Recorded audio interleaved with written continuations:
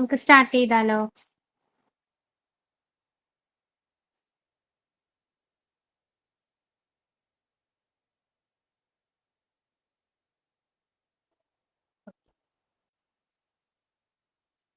Happy morning, everyone. Keep your face always toward the sunshine, and shadows will fall behind you. Said by Walt Whitman. Let us raise and keep your head always straight and be confident and do not afraid of anything. With God, we are heroes. So let us begin today's class with a prayer. I invite Binsha for the prayer. Good morning, ma'am. Good morning, friends. I am Binsha from Alappur. കരുണതൻ കാതലേ കൈതൊഴാം, സ്നേഹക്കടലേ എൻ ദൈവമേ കൈതൊഴാം. കരുണതൻ കാതലേ കൈതൊഴാം, സ്നേഹക്കടലേ എൻ ദൈവമേ കൈതൊഴാം. ഒരു ചെറു കൈത്തിരി ഏന്തി ഞാൻ നിന്നരികിലായി അർച്ചനക്കെത്തുവാൻ. ഒരു ചെറു കൈത്തിരി ഏന്തി ഞാൻ നിന്നരികിലായി അർച്ചനക്കെത്തുവാൻ. കരുണാകടാക്ഷം ചൊരിയണേ ദേവാ, കനിവിന്നമൃതം പൊഴിക്കണേ. കരുണാകടാക്ഷം ചൊരിയണേ ദേവാ, കനിവിന്നമൃതം പൊഴിക്കണേ. കരുണതൻ കാതലേ കൈതൊഴാം, സ്നേഹക്കടലേ എൻ ദൈവമേ കൈതൊഴാം. Thank you. Thank you, Binsha.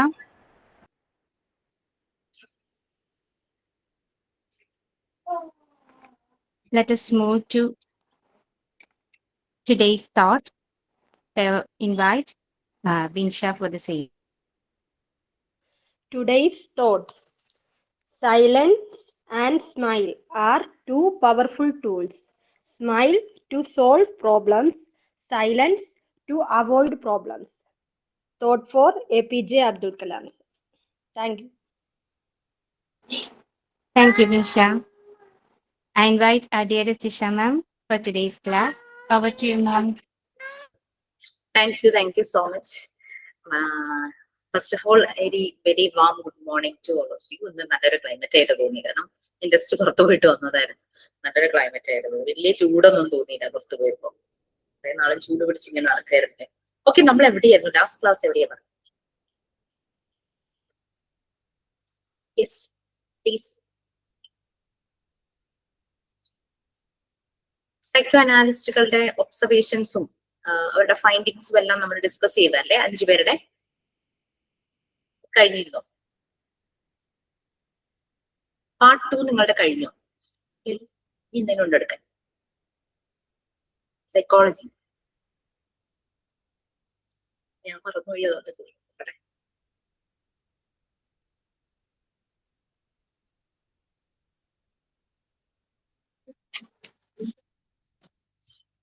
Areas of mental development തുടങ്ങി എടുക്കാനുണ്ട്. ഓക്കെ, നമ്മുടെ സൈക്കോ അനാലിസ്റ്റുകളുടെ അതിന്റെ ഡീറ്റെയിൽസ് ഒക്കെ നമ്മൾ ഷെയർ ചെയ്തിരുന്നോ? റിക്സന്റെ 4th സ്റ്റേജ് വരെ പറഞ്ഞാണ് നിർത്തിയത് കഴിഞ്ഞ ക്ലാസ്.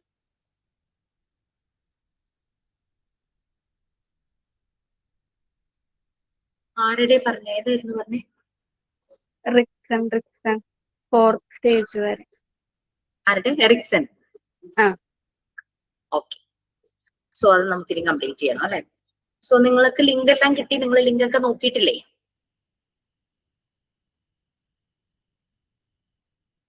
ലിങ്ക് ഷെയർ ചെയ്തെന്ന് കിട്ടിയിരുന്നില്ലേ എല്ലാവരുടെയും? എനിക്ക് പിയാഷയുടെ മാത്രമാണ് ലിങ്ക് ഓപ്പൺ ആയിട്ട് ഓപ്പൺ ആവുന്നുണ്ട്, ഷെയർ ചെയ്യാൻ പറ്റുന്നില്ല. അപ്പൊ ഞാൻ അതിന്റെ ജസ്റ്റ് ഒരു ചെറിയൊരു ഡിസ്ക്രിപ്ഷൻ, ഒരു സ്ക്രീൻഷോട്ട് അയച്ചു തന്നിട്ടുണ്ടായിരുന്നു എന്നാണ് എന്റെ ഒരു ഓർമ്മ.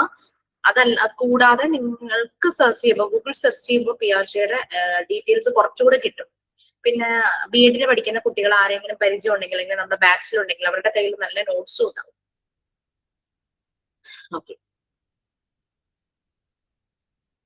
സോ എറിക് എറിക്സന്റെ ഡെവലപ്മെന്റ് സ്റ്റേജസ് ആണ് നമ്മൾ പറഞ്ഞുകൊണ്ടിരുന്നത്. 8 സ്റ്റേജ് ആയിട്ട് അദ്ദേഹം ഡിവൈഡ് ചെയ്തിട്ടുണ്ട്. അതിലെ 4 സ്റ്റേജസ് കഴിഞ്ഞു എന്നല്ലേ പറഞ്ഞത്? 4 സ്റ്റേജ് ആർക്കെങ്കിലും ഒന്ന് ബ്രീഫ് ചെയ്യാമോ? എറിക്സന്റെ ഡെവലപ്മെന്റ് സ്റ്റേജിന് പറഞ്ഞിരുന്ന പേര് സൈക്കോ സോഷ്യൽ ഡെവലപ്മെന്റ് എന്നായിരുന്നു. 8 സ്റ്റേജ് ആണ് സൈക്കോ സോഷ്യൽ ഡെവലപ്മെന്റ് എന്നതായിരുന്നു. അതായത് പേഴ്സണാലിറ്റിയും ഐഡന്റിറ്റിയും എങ്ങനെയാണ് ഡെവലപ്പ് ആകുന്നതെന്നാണ് എറിക്സൺ അദ്ദേഹത്തിന്റെ സ്റ്റേജസിലൂടെ നമുക്ക് കാണിച്ചു തരുന്നത്. ഒരു മനുഷ്യന്റെ പേഴ്സണാലിറ്റി, ഐഡന്റിറ്റി, നമ്മൾ ഏകദേശം ഒരു ടീനേജ് ഒക്കെ ആകുമ്പോഴേക്കും നമ്മളുടെ ഐഡന്റിറ്റി എന്താണെന്ന് നമ്മൾ തിരിച്ചറിയും. ചിലർക്ക് അത് ശബ്ദമായിരിക്കും, ചിലർക്കത് ഡ്രോയിങ് ചെയ്യുന്നവർക്ക് ഡ്രോയിങ് ആയിരിക്കും, ചിലർക്ക് കാര്യങ്ങൾ പെട്ടെന്ന് ചെയ്യുന്നതായിരിക്കും, ചിലർക്ക് ലീഡർഷിപ്പ് ആയിരിക്കും. അങ്ങനെ ഐഡന്റിറ്റി തിരിച്ചറിയും. നമ്മളുടെ ഈ ഒരു ലൈഫ് ജേർണിയിൽ നമ്മൾ ഐഡന്റിറ്റി തിരിച്ചറിയും പെട്ടെന്ന്. ചിലപ്പോൾ പ്രസന്റേഷൻ സ്കില്ലായിരിക്കും ചിലർക്ക്, അങ്ങനെ പല രീതിയിൽ. അല്ലെങ്കിൽ ആളുകളുമായിട്ട് ഇടപഴകുന്നതിന് ആ ഒരു ഇന്റർപേഴ്സണൽ ആ ഒരു സ്കില്ലായിരിക്കും. അങ്ങനെ ഒരു മനുഷ്യന്റെ പേഴ്സണാലിറ്റിയും ഐഡന്റിറ്റിയും ഷേപ്പ് ചെയ്യുന്ന രീതിയായിരുന്നു അദ്ദേഹത്തിന്റെ ഡെവലപ്മെന്റ് സ്റ്റേജസിലൂടെ പറഞ്ഞത്. അതിന് പറയുന്ന പേര് സൈക്കോ സോഷ്യൽ ഡെവലപ്മെന്റ് എന്നായിരുന്നു. നമ്മൾ ബ്രൂണറുടെയും പിയാഷയുടെയും പറഞ്ഞു. ബ്രൂണർ 3 സ്റ്റേജ് ആയിട്ട് ഡിവൈഡ് ചെയ്തപ്പോൾ പിയാഷെ അതിനെ 4 സ്റ്റേജ് ആയിട്ട് ഡിവൈഡ് ചെയ്തു.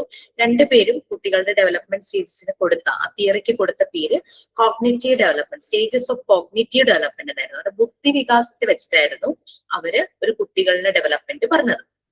കുട്ടികൾ എങ്ങനെ നോളജ് അക്യൂർ ചെയ്യുന്നു. ബുദ്ധിവികാസം എന്ന് പറഞ്ഞു കഴിഞ്ഞാൽ അറിവ് സമ്പാദിച്ച് അത് അപ്ലൈ ചെയ്യുന്നതിനെയാണല്ലോ നമ്മൾ ഇന്റലിജൻസ് എന്ന് പറയുന്നത്. അപ്പൊ അവർ ആ രീതിയിൽ കുട്ടികളുടെ ഡെവലപ്മെന്റ് സ്റ്റേജസ് പറഞ്ഞു. എന്തിനായാലും എല്ലാവരും ഏജ് വൈസ് ആണ് പറഞ്ഞത്, അല്ലെ? ഏജ് വൈസ് ആണ് പറഞ്ഞത്. അപ്പൊ ഒരു സ്റ്റെയർ കേസ് മോഡൽ തന്നെയാണ് എല്ലാവരുടെയും. ആദ്യത്തെ സ്റ്റെപ്പ് കയറി അങ്ങനെ. അതായത് നമ്മളുടെ ലൈഫ് സ്പാൻ ഒരു സ്റ്റെയർ കേസ് ആണെങ്കിൽ ആ സ്റ്റെയർ കേസിന് ഓരോ സ്റ്റെപ്പും എങ്ങനെ കയറുന്നു എന്നുള്ളതാണ് ഇവരെല്ലാരും തന്നെ മുന്നോട്ട് വെച്ച ആ ഒരു പോസിറ്റീവ്സ് കാര്യങ്ങൾ. എറിക്സന്റെ 4 സ്റ്റേജസ് നമ്മൾ പറഞ്ഞു. സ്റ്റേജ് 1 നമുക്കറിയാം, കുഞ്ഞു ബേബി, അല്ലെ? ബർത്ത് തുടങ്ങി 18 മന്ത്സ് ആണ്. എന്തെങ്കിലും പറയാൻ തോന്നുന്നുണ്ടോ? ഒന്ന് എനിക്കത് എക്സ്പ്ലെയിൻ ചെയ്യാൻ തോന്നുന്നുണ്ടോ? 4 സ്റ്റേജ് കഴിഞ്ഞത് നിങ്ങൾക്കൊന്ന് പറയാൻ പറ്റുമോ? ജസ്റ്റ് ട്രൈ, നമുക്ക് നോക്കാം. ഞാൻ ആഡ് ചെയ്യാം. ഇനിവൺ ഇല്ല, വേറെ ആരും ഇല്ലല്ലോ, നമ്മൾ മാത്രമല്ലേ ഉള്ളൂ. ഇതൊക്കെ ഒരു അവസരമാണ്. നമ്മുടെ ഒരു പ്രസന്റേഷൻ സ്കില്ലൊക്കെ നമുക്കൊന്ന് പുറത്തെടുക്കാൻ പറ്റുന്ന, കഴിയുമ്പോ എനിക്ക് ഇങ്ങനെയൊക്കെ പറയാൻ പറ്റുമല്ലോ എന്ന് നമ്മളെ തന്നെ തിരിച്ചറിയുന്ന ചില അവസരങ്ങളൊക്കെയാണ്. സോ മാക്സിമം നിങ്ങളുടെ ഓപ്പർച്യൂണിറ്റീസ് യൂസ് ചെയ്യുക കേട്ടോ. ഓക്കെ, കുഴപ്പമില്ല. ബർത്ത് തുടങ്ങി 18 മന്ത്സ് വരെയായിരുന്നു ഫസ്റ്റ് സ്റ്റേജ് എറിക്സൺ പറഞ്ഞത്, സ്റ്റേജ് 1 എന്നുള്ള രീതിയിൽ. അദ്ദേഹത്തിന്റെ ഫൈൻഡിങ്സ് ഈ ഒരു സമയത്ത്, അതായത് ശൈശവാവസ്ഥയിൽ ഇരിക്കുന്ന സമയം, ഇൻഫാൻസി, ആ ഒരു സമയത്ത് അദ്ദേഹം പറഞ്ഞത് കുട്ടികൾ ഏറ്റവും കൂടുതൽ ഡിപ്പെൻഡന്റ് ആണ് ആ ഒരു സമയത്ത്. തനത്താനൊന്നും ചെയ്യാൻ തുടങ്ങുന്ന പ്രായമല്ലല്ലോ. അവരുടെ മെയിൻ കോഴ്സ് എന്ന് പറയുന്നത്, മെയിൻ ആക്ടിവിറ്റി എന്ന് പറയുന്നത് ഫീഡിങ് ആണ്. ആ ഫീഡിങ്, അമ്മ കുട്ടിയെ ഫീഡ് ചെയ്യുമ്പോൾ അമ്മയും കുട്ടിയും തമ്മിലൊരു ട്രസ്റ്റ് അവിടെ ഫോം ചെയ്യുവാണ്. ഒരു ബോണ്ടിങ്, നല്ലൊരു ബോണ്ടിങ് അവിടെ ഫോം ചെയ്യും. കുട്ടിക്ക് അറിയാം ഈ ഒരു വ്യക്തി എനിക്ക് ഭക്ഷണം തരും, എന്നെ കുളിപ്പിക്കും, എന്നെ ഉറക്കും, എനിക്കൊരു ബുദ്ധിമുട്ട് വന്നു കഴിഞ്ഞാൽ എന്നെ ടേക്ക് കെയർ ചെയ്യും. അങ്ങനെ എല്ലാ കാര്യങ്ങളും എനിക്ക് വേണ്ടി ചെയ്തു തരുന്ന ഒരു വ്യക്തി എന്നുള്ള രീതിയിൽ ആ കുട്ടിയും ആ വ്യക്തിയും തമ്മിൽ ആ ഒരു അമ്മയും കുഞ്ഞും തമ്മിലുള്ള ആ ഒരു ബന്ധം എന്ന് പറയുന്നത് നല്ല രീതിയിൽ തന്നെ വരും. കുട്ടിക്ക് ഒരു കോൺഫിഡൻസ് ആണ്, ഒരു പ്രതീക്ഷയാണ്. ഒന്ന് കരഞ്ഞാൽ ഓടി വന്ന് എന്നെ എടുക്കും, ആ ഒരു പ്രതീക്ഷയ്ക്കാണ്. ഉറക്കത്തിൽ നിന്ന് എണീറ്റ് കഴിഞ്ഞാൽ ഉടനെ തന്നെ വന്ന് എടുത്തോളും, അങ്ങനെയൊക്കെയുള്ള ഒരു പ്രതീക്ഷ, ഹോപ്പാണ് അതിന്റെ ഔട്ട്കം ആയിട്ട് വരുന്നത്. അതേസമയം കുട്ടിയുടെ കാര്യങ്ങൾ സമയത്ത് ചെയ്യാതെ, കുട്ടിയെ ടേക്ക് കെയർ ചെയ്യാതിരിക്കുമ്പോൾ കുട്ടിക്ക് അവിടെ ഒരു ബോണ്ടിങ് ആരുമായിട്ടും വരുന്നില്ല. അവിടെ ഒരു മിസ്ട്രസ്റ്റ് ഫോം ചെയ്യുവാണ് പറയുന്നത്. ഈ ഒരു ടൈമിൽ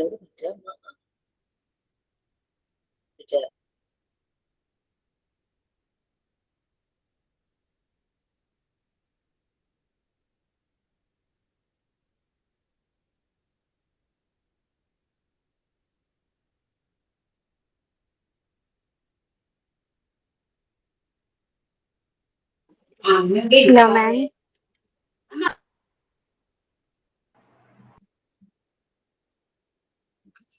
ഓക്കെ. സോ അപ്പൊ നമുക്ക് നല്ലൊരു ബോണ്ടിങ് ആണെങ്കിൽ കുട്ടിയോടെ സമാധാനം അല്ലെ, സെക്യൂർ ഫീലിംഗ്, സേഫ്റ്റി ഫീൽ ചെയ്യും. ആ കൈകളിലൊക്കെ സെക്യൂർ സേഫ്റ്റി ഫീൽ ചെയ്യും. പക്ഷെ അതേസമയം അങ്ങനെ കുട്ടിക്ക് വേണ്ടുന്ന കാര്യങ്ങൾ പ്രൊവൈഡ് ചെയ്യാൻ ഒരാളില്ലെങ്കിൽ കുട്ടി വളരെ ഇൻസെക്യൂർ ഫീലിംഗ് ആയിരിക്കും. അങ്ങനെയൊക്കെ വരുമ്പോഴാണ് ഈ വിരല് കുടിക്കുക, ബെഡ് ബെറ്റിങ്, വാശി പിടിച്ച് കരയുക, അങ്ങനെയൊക്കെ കൂടുതലായിട്ട് കാണുന്നത്. ബെഡ് ബെറ്റിങ് ഓൾറെഡി കുഞ്ഞു കുട്ടികൾ ഉണ്ടാകും, ഇല്ലാന്നൊന്നുമില്ല. ചിലർ കരഞ്ഞങ്ങോട്ട് ബെഡ് അങ്ങ് വെറ്റ് ചെയ്യും, അങ്ങനെ വാശി പിടിക്കുന്ന ഇതൊക്കെയുണ്ട്. മറ്റേത് കുട്ടിയും അമ്മയും തമ്മിലൊരു കമ്മ്യൂണിക്കേഷൻ ഉണ്ടെങ്കിൽ അമ്മയ്ക്ക് അറിയാം കുട്ടിയുടെ യൂറിൻ പാസ് ചെയ്യേണ്ട സമയം ഏതാണോ, അല്ലെങ്കിൽ കുട്ടി യൂറിൻ പാസ് ചെയ്തിട്ടുണ്ടെങ്കിൽ അമ്മയ്ക്ക് അറിയാം, അമ്മ അത് ടേക്ക് കെയർ ചെയ്യും. മറ്റേത് കുട്ടിയെ അങ്ങനെ നോക്കാനും ഒന്നും ഒരാളില്ലെങ്കിൽ അവിടെ ഫ്രീക്വന്റ് ആയിട്ട് ഇങ്ങനെ കരച്ചിലും ബഹളവും ഒക്കെ തന്നെയായിരിക്കും. വിശന്നിട്ട് കരയുണ്ടാവും, തമ്പ് സക്കിങ് കൂടുതലായിരിക്കും. നോർമലി കുട്ടികൾ വിരല് കുടിക്കാറുണ്ട്, പക്ഷെ ഇവരിൽ കൂടുതലായിട്ട് ഇത് കാണും, വാശിയും ഒക്കെ കാണും. അപ്പൊ അങ്ങനെ ഒരു മിസ്ട്രസ്റ്റ് ഫോം ചെയ്യുന്നതാണ് പറയുന്നത്. അപ്പോ ഫസ്റ്റ് സ്റ്റേജിൽ തന്നെ ഇത് സംഭവിക്കുമ്പോ നെക്സ്റ്റ് സ്റ്റേജിലേക്ക് പോകുന്തോറും ആ സ്റ്റേജിനെ എല്ലാം ഇത് ബാധിക്കും എന്നാണ് എറിക്സൺ പറയുന്നത്. നമുക്കറിയാം, നമ്മൾ ഫസ്റ്റ് സ്റ്റെപ്പ് ശരിക്കും വെച്ചില്ലെങ്കിൽ അടുത്ത സ്റ്റെപ്പ് നമുക്ക് ശരിക്കും വെക്കാൻ പറ്റില്ല, അല്ലെ? ആ ഒരു രീതിയിൽ വേണം ഇത്. അപ്പൊ സ്റ്റെയർ കേസ് മോഡൽ ആയിട്ട് തന്നെയാണ് ഇത് പറയുന്നത്. ഓരോ സ്റ്റെപ്പും കറക്റ്റ് ആയിട്ട് പോയി കഴിഞ്ഞാലാണ് ഏറ്റവും മുകളിൽ എത്തുമ്പോൾ നമ്മൾ സക്സസ് ആവുള്ളൂ എന്നുള്ള രീതിയിലാണ് എറിക്സൺ പറഞ്ഞത്. പിന്നെ സ്റ്റേജ് 2 എന്ന് പറയുന്നത് 18 മന്ത്സ് തുടങ്ങി 3 വയസ്സ് വരെയാണ്. ഏകദേശം 3 വയസ്സ് വരെയാണ് ഒരു കുട്ടി വീട്ടില് പാരന്റ്സിന്റെ കൂടെ കൂടുതൽ ടൈം, പാരന്റ്സിന്റെ അല്ലെങ്കിൽ റിലേറ്റീവ്സ് ആരൊക്കെയാണോ വീട്ടിലുള്ളത് അവരുടെ കൂടെ കൂടുതൽ സമയം നിൽക്കുന്നത്. അതേസമയം അതിനുശേഷമാണ് അവര് പിന്നെ സ്കൂളിലേക്കൊക്കെ പോകുന്നത്. പിന്നെ നമുക്കറിയാം, ഈ 3 വയസ്സ് വരെയുള്ള കാലഘട്ടത്തിൽ തന്നെ കുട്ടി സോഷ്യലൈസ് ചെയ്യാനും തുടങ്ങും. സോഷ്യൽ ഇന്ററാക്ഷൻ, അതുപോലെ തന്നെ പുറത്തേക്ക് പോകാനും എക്സ്പ്ലോർ ചെയ്യാനൊക്കെ ഭയങ്കര താല്പര്യമായിരിക്കും. അപ്പൊ ഈ ഒരു സമയം എന്ന് പറഞ്ഞു കഴിഞ്ഞാല് നമ്മുടെ കുട്ടിക്ക് പല രീതിയിലുള്ള ട്രെയിനിങ് കൊടുക്കണം. അതിലെ മെയിൻ ആക്ടിവിറ്റിയാണ് പോട്ടി ട്രെയിനിങ്, ടോയ്ലറ്റ് ട്രെയിനിങ്, അല്ലെ? സ്കൂളിൽ പോകുമ്പോ തന്നെ ഇതെല്ലാം ചെയ്യണം, കറക്റ്റ് ടൈമിൽ അത് വരണം കുട്ടിക്ക്. അപ്പൊ ആ ഒരു രീതിയിൽ പോട്ടി ട്രെയിനിങ് ചെയ്യിക്കുന്ന ഒരു ടൈമാണിത്. അപ്പൊ കുട്ടി ഡിപ്പെൻഡൻസിന്ന് ഇൻഡിപെൻഡന്റ് ആകാനായിട്ട് തുടങ്ങുന്ന ഒരു സമയം. ഭക്ഷണം കഴിക്കാനും സ്നാക്സ് കഴിക്കാനും കഴിച്ച പാത്രങ്ങൾ അത് കൊണ്ടുവയ്ക്കാനും ചിലപ്പോൾ പാത്രം കഴുകാനൊക്കെ ഉള്ള ഒരു ടെൻഡൻസി ഒക്കെ കാണിക്കും. പിന്നെ ഡ്രസ്സ് ചെയ്യാനും അൺഡ്രസ്സ് ചെയ്യാനും ഒക്കെ തന്നെ അവര് ആവണം. സ്കൂളിൽ പോകുമ്പോൾ പല കാര്യങ്ങളും അവർ തന്നെ ടേക്ക് കെയർ ചെയ്യേണ്ടതായിട്ട് വരും. അപ്പൊ ഇവിടെ കുട്ടി ഓട്ടോണമി, ആ ഒരു ഡിപ്പെൻഡൻസി മാറി ഇൻഡിപെൻഡന്റ് ആവുന്നു, തന്നെത്താനായ സ്വന്തം കാലിൽ നിൽക്കുക എന്നൊരു പറയില്ലേ, അത് ഓട്ടോണമി വരും. അതേസമയം പ്രോപ്പർ ആയിട്ട് കുട്ടിക്ക് ഇങ്ങനെയുള്ള കാര്യങ്ങൾ ഗൈഡ് ചെയ്യാതിരിക്കുകയോ ഇങ്ങനെയുള്ള ട്രെയിനിങ് കിട്ടാതിരിക്കുകയോ ചെയ്തു കഴിഞ്ഞാൽ കുട്ടിക്ക് മീൻസ് ടെൻഡൻസി വരുമ്പോ, യൂറിൻ മോഷൻ പാസ് ചെയ്യേണ്ട ടെൻഡൻസി വരുമ്പോ കുട്ടി അങ്ങ് അറിയാതെ അങ്ങ് ചെയ്തു പോകും. കാരണം കുട്ടിക്ക് ഒരു ഇൻഡിക്കേഷൻ കൊടുക്കാനോ അല്ലെങ്കിൽ അത് പറയാനോ ഒന്നും ശരിക്കും പറ്റാതെ വരും. അപ്പൊ ഇങ്ങനെ വരുമ്പോ അത് ഷെയിമിന് കാരണമാവും. ചിലപ്പോ പാരന്റ്സോ മറ്റുള്ളവരോ കുട്ടിയെ കളിയാക്കും, അല്ലെങ്കിൽ ഷൗട്ട് ചെയ്യും, കുട്ടിയുടെ നേരെ വഴക്ക് പറയുകയോ പണിഷ് ചെയ്യുകയോ ഒക്കെ ചെയ്യും.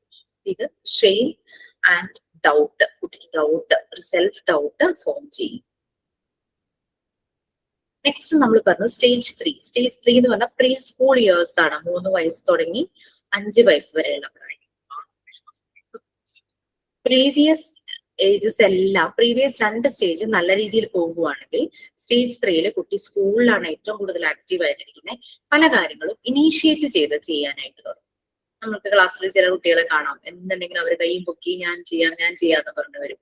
കുറെ കുട്ടികൾ സൈലന്റ് ആയിട്ട് ഒരു ഭാഗത്തേക്ക്, അല്ലെ? അപ്പോ നല്ല രീതിയിൽ ഇൻഡിപെൻഡന്റ് ആയി തുടങ്ങിയിട്ടുള്ള ഒരു കുട്ടിയാണെങ്കിൽ എല്ലാ കാര്യങ്ങളും ഇനീഷ്യേറ്റീവ് ആയിട്ട് ചെയ്യാൻ തുടങ്ങും. അതേസമയം പ്രീവിയസ് സ്റ്റേജ് ഒക്കെ നെഗറ്റീവ് ഇമ്പാക്റ്റ് ആണ് ഉണ്ടായിട്ടുള്ളതെങ്കിൽ അവർക്ക് എപ്പോഴും ഒരു ഗിൽറ്റ് ഫീലിംഗ് ആയിരിക്കും, ഞാൻ ചെയ്താൽ ശരിയാവില്ല, അതിന് മുന്നോട്ട് വരാൻ മടിക്കും. Stage 4 industry versus inferiority. Industrious വളരെയധികം എനർജറ്റിക് ആയിട്ട് കാര്യങ്ങൾ ചെയ്യുന്നത്. 6 തുടങ്ങി 11 ഇയേഴ്സ് പ്രീവിയസ് സ്റ്റേജസ് ഡിപ്പെൻഡ് ചെയ്യുന്നുണ്ട്. പുതിയ ക്രിയേറ്റീവ് ആയിട്ടുള്ള കാര്യങ്ങൾ കുട്ടികൾ ചെയ്യാൻ തുടങ്ങുന്ന ഒരു പ്രായമാണിത്. സ്കൂളിൽ അതിന് പറ്റുന്ന ആക്ടിവിറ്റീസ് അപ്പോൾ ഡിസൈൻ ചെയ്തിട്ടുണ്ടാവും ഈ ഒരു പ്രായത്തിലുള്ള കുട്ടികൾക്ക്. ക്രിയേറ്റീവായി വളരെയധികം ഇൻഡസ്ട്രിയസ് ആയിട്ട് കുട്ടികൾ കാര്യങ്ങൾ ചെയ്യാനായിട്ട് തുടങ്ങും. അത് പറ്റാത്ത കുട്ടികൾ ഉൾവലിഞ്ഞു നിൽക്കും, ഇൻഫീരിയർ ആയിരിക്കും, ഞാൻ വളരെ മോശമാണ്, സെൽഫ് ഡൗട്ട് ആയിരിക്കും അവർക്ക്. ഞാൻ ക്ലാസ്സിൽ പറഞ്ഞെന്ന് തോന്നുന്നു. അങ്ങനെ പലപ്പോഴും ഈ അഡോളസൻസ് ആ ഒരു പ്രായമാണല്ലോ, എത്തുന്ന ഒരു പ്രായമാണല്ലോ. അപ്പൊ ഈ ഒരു സമയത്ത് കുട്ടികൾക്ക് എപ്പോഴും സെൽഫ് ഡൗട്ടും കൺഫ്യൂഷനും ആയിരിക്കും. അവർക്കൊരു ഗിൽറ്റ് ഫീൽ, ഇൻഫീരിയോറിറ്റി എല്ലാം കാണാം. ഇങ്ങനെ എന്നെ കൊള്ളില്ല, ഞാൻ ചെയ്താൽ അതൊന്നും ശരിയാവില്ല. അതങ്ങനെയുള്ള ഒരു ട്രോമറ്റൈസ്ഡ് ആയിട്ട് അവരങ്ങനെ ആകാനുള്ള കാരണം എന്ന് പറഞ്ഞു കഴിഞ്ഞാൽ ചിലപ്പോ വീട്ടിൽ നിന്നും അതുപോലുള്ള കമന്റ്സ് ഒക്കെ കേട്ട് നിന്നെ എന്തിനു കൊള്ളാം, ഒരു കാര്യവും വരെയൊക്കെ ചെയ്യുന്നില്ല, ലൈക്ക് അങ്ങനെ ഒരു കമന്റ്സ് ഒക്കെ വരാം. അതുപോലെ തന്നെ സ്കൂളിൽ ഏതെങ്കിലും ഒരു ടീച്ചർ പറഞ്ഞാൽ തന്നെയും കുട്ടിയെ അത് വല്ലാതെ ബാധിക്കും. അപ്പൊ അങ്ങനെയുള്ള കുട്ടികൾക്ക് നമ്മൾ കൊടുക്കുന്ന തെറാപ്പിയാണ് ഗ്രാറ്റിറ്റ്യൂഡ് എക്സ്പ്രഷൻ. അങ്ങനെ ജസ്റ്റ് അവരെ കുറച്ചു നേരം ഒരു മെഡിറ്റേഷനിലൂടെ മൈൻഡ്ഫുൾനെസ്സിലൂടെയൊക്കെ കൊണ്ടുപോയിട്ട് നിനക്ക് 2 കണ്ണുകൾ ഉണ്ടല്ലോ, കണ്ണുകൾ കൊണ്ട് അങ്ങനെ അങ്ങനെ എന്തൊക്കെ ബ്ലെസ്സിങ്സ് അവനിലുണ്ടോ അതെല്ലാം അവനെ മനസ്സിലാക്കിക്കും, എക്സ്പീരിയൻസ് ചെയ്യിക്കും ആ ബ്ലെസ്സിങ്സ് റിലേറ്റഡ് ആയിട്ടുള്ള കാര്യങ്ങൾ. അപ്പൊ അവന് മനസ്സിലായി യെസ് ഐ ആം ഗുഡ്. അപ്പൊ അതുകൊണ്ട് നമ്മളുടെ ഒരു റെസ്പോൺസിബിലിറ്റി എന്ന് പറഞ്ഞാൽ നമുക്കിപ്പോ ചെറിയ പ്രായത്തിൽ കുട്ടികൾ വളരെ നല്ല നെഗറ്റീവ് ആയിട്ടുള്ള ഇമ്പാക്ട് സംഭവിച്ചു, അങ്ങനെ വളരെ ലോ ലെവലിൽ വരുന്ന കുട്ടികളെ നമ്മുടെ കയ്യിൽ ഇൻ ബിറ്റ്വീൻ ഏതെങ്കിലും പ്രായത്തിൽ കിട്ടിയാൽ പോലും നമുക്ക് ശരിയാക്കാനായിട്ട് പറ്റും.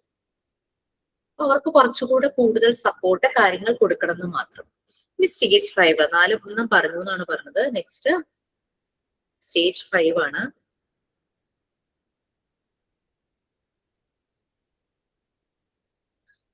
സ്റ്റേജ് 5 എന്ന് പറയുമ്പോൾ അഡോളസൻസ് 12 to 18 ഇയേഴ്സ്, ആ ഒരു ടീനേജ് പീക്കായിട്ട് നിൽക്കുന്ന ടീനേജ് ടൈം. അവിടെ ഐഡന്റിറ്റി വേഴ്സസ് റോൾ കൺഫ്യൂഷൻസ്. ഈ ഒരു സമയത്ത് പീർ ഗ്രൂപ്പിന്റെ കൂടെ ഇരിക്കാനായിരിക്കും ഇവർക്ക് കൂടുതൽ താല്പര്യം.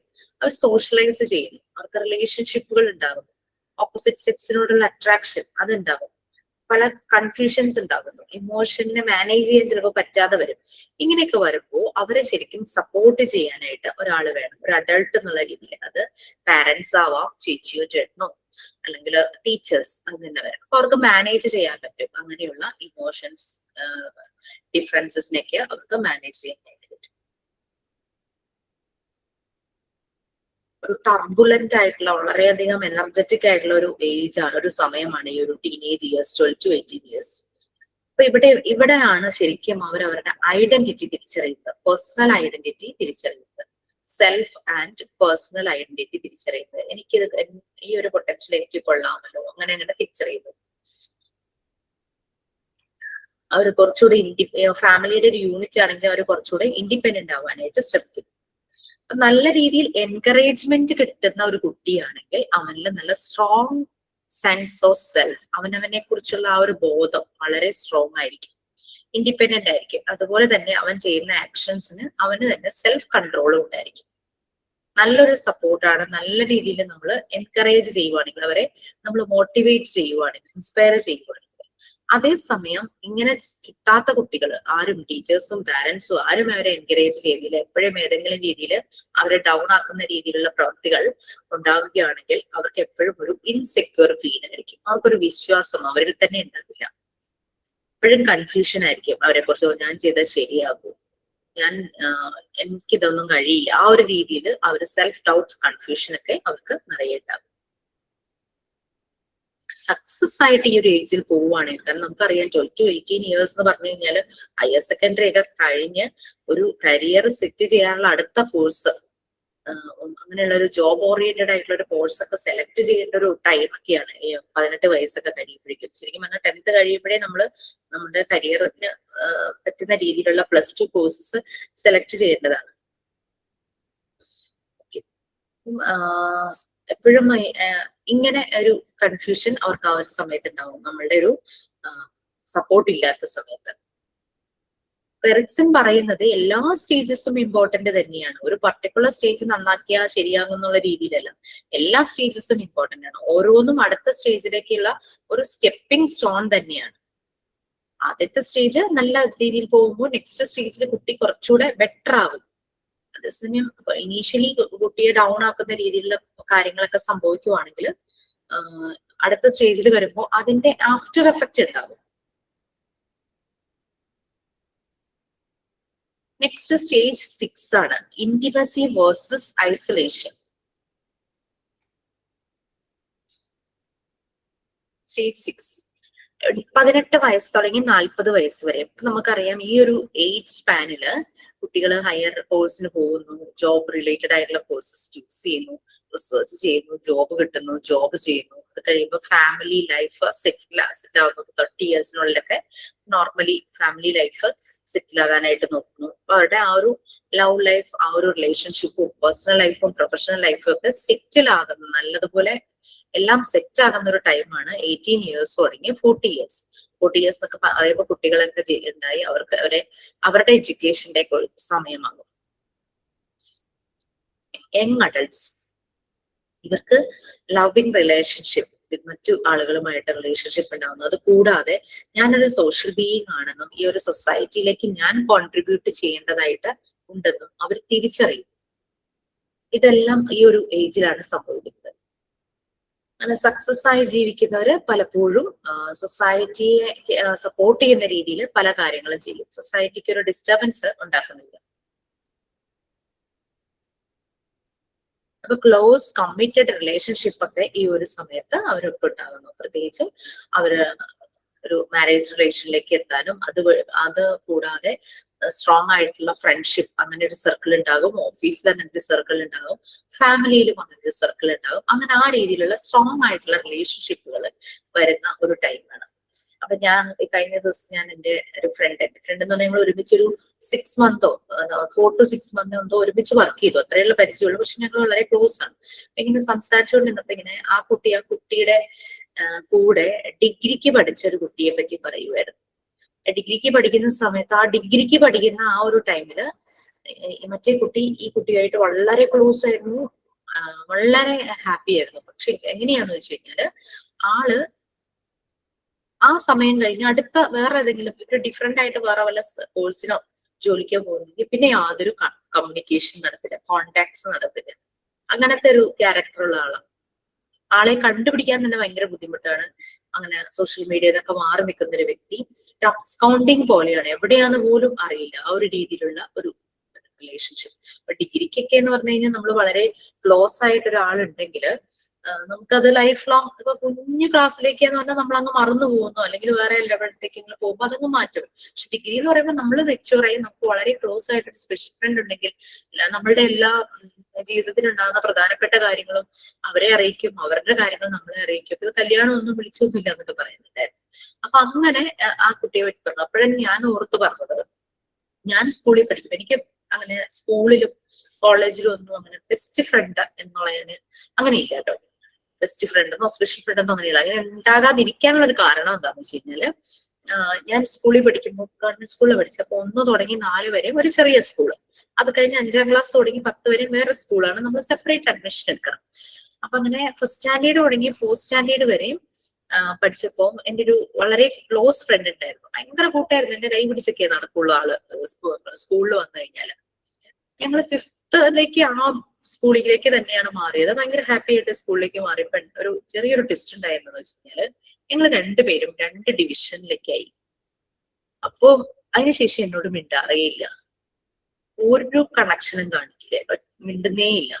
അങ്ങനെ പിന്നെ എനിക്ക് ആ ഒരു എക്സ്പീരിയൻസ് കൊണ്ട് എന്തോ ഞാൻ പിന്നെ അധികം ആളുകളുമായിട്ട് എല്ലാരും പരിചയം, ഇഷ്ടം, ഹായ്, എന്തെങ്കിലും ഹെൽപ്പ് ഉണ്ടെങ്കിൽ ചെയ്യുന്നല്ലാതെ യാതൊരു കണക്ഷനും പിന്നെ ഇല്ലാതെ. അത് തന്നെ എന്റെ പ്രീ ഡിഗ്രി കാലഘട്ടത്തിലും വന്നു, എന്റെ ഡിഗ്രി കാലഘട്ടത്തിലും വന്നു. അതുകൊണ്ട് എനിക്കങ്ങനെ ബെസ്റ്റ് ഫ്രണ്ട് എന്നോ സ്പെഷ്യൽ ഫ്രണ്ട് എന്നോ പറയാൻ ആരുമില്ല. പക്ഷെ ഞാനാണ്, അതുകൊണ്ട് അവരെ റെസ്പെക്ട് ചെയ്യുന്നു, അത്രയേ ഉള്ളൂ. അപ്പൊ അങ്ങനെ ചെറുപ്പത്തിൽ അങ്ങനെ ഒരു എക്സ്പീരിയൻസ് വന്നത് കാരണമാണ് ഞാൻ പിന്നെ ക്ലോസ് റിലേഷൻഷിപ്പിൽ നിന്ന് വളരെയധികം അകന്നിരുന്നു. അത് ശരിക്കും ഈ ഒരു സമയത്ത് ഈ 18 to 40 ഇയേഴ്സ് എന്ന് പറഞ്ഞു കഴിഞ്ഞാൽ നല്ല ബന്ധങ്ങളെല്ലാം ഉണ്ടാകുന്ന ഒരു ടൈം. അത് പേഴ്സണൽ ലൈഫിലും ഉണ്ടാകും, പ്രൊഫഷണൽ ലൈഫിലും ഉണ്ടാകും. വളരെ ഇന്റിമേറ്റ് ആയിട്ടുള്ള ലവ് റിലേഷൻഷിപ്പ് ഉണ്ടാകുന്ന ഒരു ഫാമിലി ലൈഫ് സെറ്റിൽ ആകും. ഇപ്പൊ സക്സസ് എന്ന് പറഞ്ഞു കഴിഞ്ഞാൽ സ്ട്രോങ് റിലേഷൻഷിപ്സ് ആയിരിക്കും. പക്ഷെ ഫെയിലിയർ, ഇതൊന്നും നടക്കാതെ ഒരു ഫെയിലിയർ സംഭവിക്കുന്ന ഒരു വ്യക്തിയാണെങ്കിൽ അയാൾ അങ്ങ് ഒറ്റപ്പെട്ടു പോകും. ലോൺലിനെസ്സും ഐസൊലേഷനും ആയിരിക്കും. അയാൾക്കൊരു ഫാമിലി ലൈഫ് നല്ല രീതിയിൽ ഉണ്ടാകണമെന്നില്ല. Okay, next stage 7. സ്റ്റേജ് 7 എന്ന് പറഞ്ഞു കഴിഞ്ഞാൽ 40 ഇയേഴ്സ് തുടങ്ങി ഒരു 60 ഇയേഴ്സ് വരെയുള്ള ടൈം. നമുക്കറിയാം ഈ ഒരു ടൈമിൽ മെയിൻ ആയിട്ടും ഒരു വ്യക്തിയുടെ ലൈഫിൽ എന്തൊക്കെയാ സംഭവിക്കും. 40 വയസ്സ് തുടങ്ങി 65 വയസ്സ് വരെ എന്ന് പറയുമ്പോൾ കുട്ടികൾ ഉണ്ടായി, അവരുടെ പഠിത്തം, നമ്മളുടെ ജോബില് നല്ല രീതിയിൽ പോകുവാണെങ്കിൽ നല്ലൊരു ഉയർച്ച, അങ്ങനെയുള്ള കാര്യങ്ങൾ. ഇപ്പൊ വീട് വെക്കും, അങ്ങനെ അങ്ങനെ നമ്മൾക്ക് പല അസറ്റ്സ് ഉണ്ടാവും, നമ്മൾ എല്ലാം മാനേജ് ചെയ്ത് പോകും അല്ലെ. അതാണ് ഈ ഒരു പ്രായത്തിൽ. പിന്നെ കുട്ടികളായി, അവരുടെ പഠിത്തം, അവരുടെ കല്യാണം, അവർക്ക് കുട്ടികൾ, പേരക്കുട്ടികൾ, അതാവും 65 ഇയേഴ്സ് ഒക്കെ ആവുമ്പോഴേക്കും നമ്മൾ റിട്ടയർ ആയി, പേരക്കുട്ടികൾ അങ്ങനെയൊക്കെ വരും. ആ ഒരു പ്രായമാണ് ഈ 40 to 65 എന്ന് പറയുന്നത്. ഈ ഒരു ടൈമില് ഒരു 55 to 60 ഒക്കെ ആവുമ്പോ തന്നെ നമ്മളുടെ പലരും ജോലിയിൽ നിന്നും റിട്ടയർ ആകാനായിട്ട് തുടങ്ങും. ഓക്കെ, അങ്ങനെ ഒരു ടൈമിലേക്ക് അത് വരും.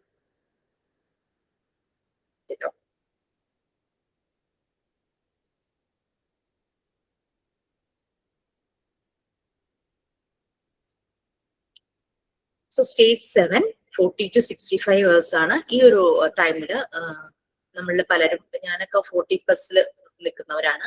നമ്മളുടെ പല പല കുട്ടികളൊക്കെ ഇപ്പം ഹയർ ക്ലാസ്സുകളിൽ പഠിക്കുന്നു, നമ്മൾ ഒരു വീട് വെച്ചിട്ടുണ്ടാകും, അങ്ങനെ നമുക്ക് പല കാര്യങ്ങളുണ്ടാവും, അസറ്റ്സ് ഉണ്ടാവും, ലയബിലിറ്റീസ് ഉണ്ടാവും. ഇതൊക്കെ നമ്മൾ മാനേജ് ചെയ്ത് അങ്ങനെ പോകുന്നു. പിന്നെ നമ്മുടെ കണക്ഷൻസ് എക്സ്പ്ലോർ ചെയ്യുന്നു. ഇപ്പൊ കുട്ടികളെ സ്കൂളിലാക്കുമ്പോൾ അങ്ങനെ കുറെ കണക്ഷൻസ്, ലൈഫ് പാർട്ട്ണറുടെ ജോലി ഉണ്ടെങ്കിൽ അങ്ങനെ കുറെ കണക്ഷൻസ്, കുറെ ഫാമിലി ഫ്രണ്ട്, അങ്ങനെ റിലേഷൻഷിപ്സ് ഒക്കെ എക്സ്പ്ലോർ ചെയ്ത് വൈഡ് ആയിട്ട് പോകും. ഇവിടെ ജനറേറ്റിവിറ്റി വേഴ്സ് സ്റ്റാഗ്നേഷൻ ആണ് വരുന്നത്. സ്റ്റാഗ്നേഷൻ എന്ന് പറഞ്ഞു കഴിഞ്ഞാൽ ഇനാക്റ്റീവ് ആകുന്ന ഒരു സ്റ്റേജ്. ജനറേറ്റിവിറ്റി എന്ന് വെച്ചാൽ പ്രൊഡ്യൂസ് ചെയ്യും, നമ്മളൊരു പ്രൊഡക്റ്റീവ് ആയിട്ടുള്ള ഒരാൾ. നല്ല രീതിയിലാണ് പോകുന്നെങ്കിൽ പ്രൊഡക്റ്റീവ് ആയിരിക്കും, അല്ലെങ്കിൽ ആക്റ്റീവ് അല്ലാതെ പോകും. അതാണ് ഇതിന്റെ ഔട്ട്കം ആയിട്ട് എറിക്സൺ പറയുന്നത്. ഈ ഒരു ഏജില് കൂടുതലും ഇപ്പൊ 40 വയസ്സിന് ശേഷം എന്നൊക്കെ പറയുമ്പോൾ ജോലിയിൽ ചില ഉയർച്ചകൾ ഉണ്ടാകാം അല്ലെ, ഹയർ പൊസിഷനിലേക്ക് ഉണ്ടാകാം, അങ്ങനെ പല രീതിയിലുള്ള കാര്യങ്ങൾ സംഭവിക്കുന്ന ഒരു പ്രായമാണ്. ഒരു പോസിറ്റീവ് ചേഞ്ച് ഉണ്ടാകും, നല്ല ബെനിഫിറ്റ്സ് ഉള്ള പോസിറ്റീവ് ചേഞ്ച് ഉണ്ടാകും. അതിപ്പോ നമ്മൾ പറഞ്ഞു, വീട് വെക്കാം, കാർ വാങ്ങാം, പ്രൊമോഷൻ കിട്ടാം, അങ്ങനെയുള്ള രീതിയിൽ.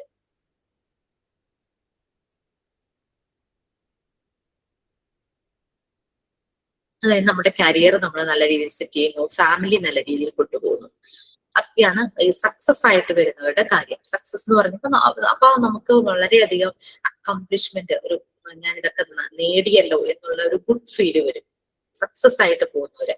അതേസമയം ഫെയിലിയർ ആണെങ്കിൽ, ഇതൊന്നും ശരിയായ രീതിയിൽ നടക്കുന്നില്ലെങ്കിൽ, അവര് സക്സസ് അല്ലെങ്കിൽ അവർക്ക് ഈ ലോകത്ത് ജീവിക്കാൻ താല്പര്യം, അവരുടെ ആ ഒരു ഇൻവോൾവ്മെന്റിന് അവർ വലിയ താല്പര്യം, ഉൾവലിഞ്ഞൊക്കെ പോയി അങ്ങനെ ജീവിക്കും. ചിലര് ആക്റ്റീവ് ആകില്ല, ചിലർക്ക് ചിലപ്പോൾ ഫാമിലി സെറ്റ് ആയിട്ടുണ്ടാവില്ല, കുട്ടികളുടെ കാര്യത്തിലൊന്നും, കുട്ടികളുണ്ടെങ്കിൽ കുട്ടികളുടെ കാര്യത്തിലൊന്നും ആയിട്ടുണ്ടാവില്ല, ഒരു അൺപ്രൊഡക്റ്റീവ് ആയിട്ട് നിൽക്കും. ഈ ലോകവുമായി കൂടുതൽ കണക്റ്റഡ് ആകാതെ അൺഇൻവോൾവ് ആയിട്ട് നിൽക്കും. മറ്റവരെന്ന് പറഞ്ഞാൽ സൊസൈറ്റിയിലേക്ക് എന്തെങ്കിലും കോൺട്രിബ്യൂട്ട് ചെയ്യണം, ആ ഒരു രീതിയിലൊക്കെ അവര് വൈഡായിട്ട് ചിന്തിക്കും. നല്ലൊരു പ്രോഗ്രസ് ആയിട്ട് ലൈഫ് പോകേണ്ട ഒരു സമയമാണ് ഈ ഒരു ഏജ് എന്ന് പറയുന്നത്. നെക്സ്റ്റ് ലാസ്റ്റ് സ്റ്റേജ് ആണ് ഇന്റഗ്രിറ്റി വേഴ്സസ് ഡെസ്പെയർ. 65 വയസ്സിന് മുകളിലേക്ക്. 65 വയസ്സ് വരെ നല്ല സക്സസീവായി പ്രൊഡക്റ്റീവായി ജീവിച്ച ഒരു വ്യക്തിയാണെങ്കിൽ അയാൾ വളരെ സാറ്റിസ്ഫൈഡ് ആയിട്ടുള്ള ഒരു വിശ്രമ ജീവിതം തന്നെ 65 വയസ്സിന് ശേഷം നടത്തും. അതേസമയം ലൈഫിലൊന്നും അച്ചീവ് ചെയ്യാൻ പറ്റാതെ, ഫാമിലി നന്നാവാതെ, അങ്ങനെ ഒരു സക്സസ് ഒന്നും ഇല്ലാത്ത ഒരാളാണെങ്കിൽ ഡെസ്പെയറിലേക്ക് പോകും, നിരാശയിലേക്ക് പോകും. ഞാൻ എന്തിനു ജീവിക്കണം, അങ്ങനെയൊക്കെ. അതാണ് ഈ ലേറ്റ് ഏജിലൊക്കെ ചില ആളുകൾ സൂയിസൈഡ് ചെയ്യുന്നത് നമ്മൾ കണ്ടിട്ടുണ്ട് അല്ലെ. വളരെ ലേറ്റന്റ് ഏജില് അവരൊന്ന് സൂയിസൈഡ് ചെയ്യുന്ന കാണാം. ആലോചിക്കും, ഇത്രയും പ്രായമായി ഇനി എന്തിനാണോ സൂയിസൈഡ് ചെയ്തത്, എന്തായിരുന്നു പ്രശ്നം എന്നൊക്കെ നമ്മൾ ചിന്തിക്കാറുണ്ട്. പേജ് നമ്പർ പ്ലീസ്, അത് എക്സ്ട്രാ ആയിട്ട് നമ്മൾ കൊടുക്കുന്നതാണ്. ലിങ്ക് നിങ്ങൾക്ക് ഷെയർ ചെയ്തിട്ടുണ്ടായിരുന്നു. സൈക്കോ അനാലിസ്റ്റുകളുടെ ഒബ്സർവേഷൻസ് ആണ്. അതിൽ നമ്മൾ എറിക്സന്റെ സ്റ്റേജസ് ആണ് പറഞ്ഞുകൊണ്ടിരിക്കുന്നത്, സൈക്കോ സോഷ്യൽ ഡെവലപ്മെന്റ് സ്റ്റേജസ്. അതിലെ ലാസ്റ്റ് സ്റ്റേജ് ആണ് പറയുന്നത് സ്റ്റേജ് 8.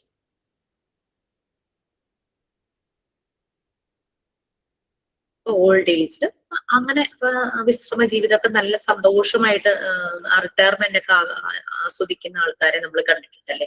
അവർ വളരെ ഹാപ്പി ആയിട്ട് പേരക്കുട്ടികളെ കളിപ്പിച്ച് മക്കളുടെ നല്ല മൊമെന്റ്സും എല്ലാം കണ്ട് അവർ വളരെ ഹാപ്പി ആയി ഫ്രണ്ട്സ് ആ ഒരു ഏജില് ഫ്രണ്ട്സ് ഒക്കെ ആയിട്ട് നല്ല രീതിയിൽ ആക്റ്റീവായി അവരുടെ പിന്നീടുള്ള ജീവിതം അവർ മുന്നോട്ട് പോകും. അല്ലാത്തവര് നിരാശയിൽ ജീവിക്കും. ഓരോ സ്റ്റേജും ഇമ്പോർട്ടന്റ് ആണ്. അപ്പം പ്രൊവൈഡ് ചെയ്യുന്ന പല കാര്യങ്ങളും ആണ് കുട്ടിയുടെ പേഴ്സണാലിറ്റിയും ഐഡന്റിറ്റിയും ഡെവലപ്പ് ചെയ്യുന്നതെന്നാണ് എറിക്സൺ അദ്ദേഹത്തിന്റെ സ്റ്റേജസിലൂടെ പറഞ്ഞത്.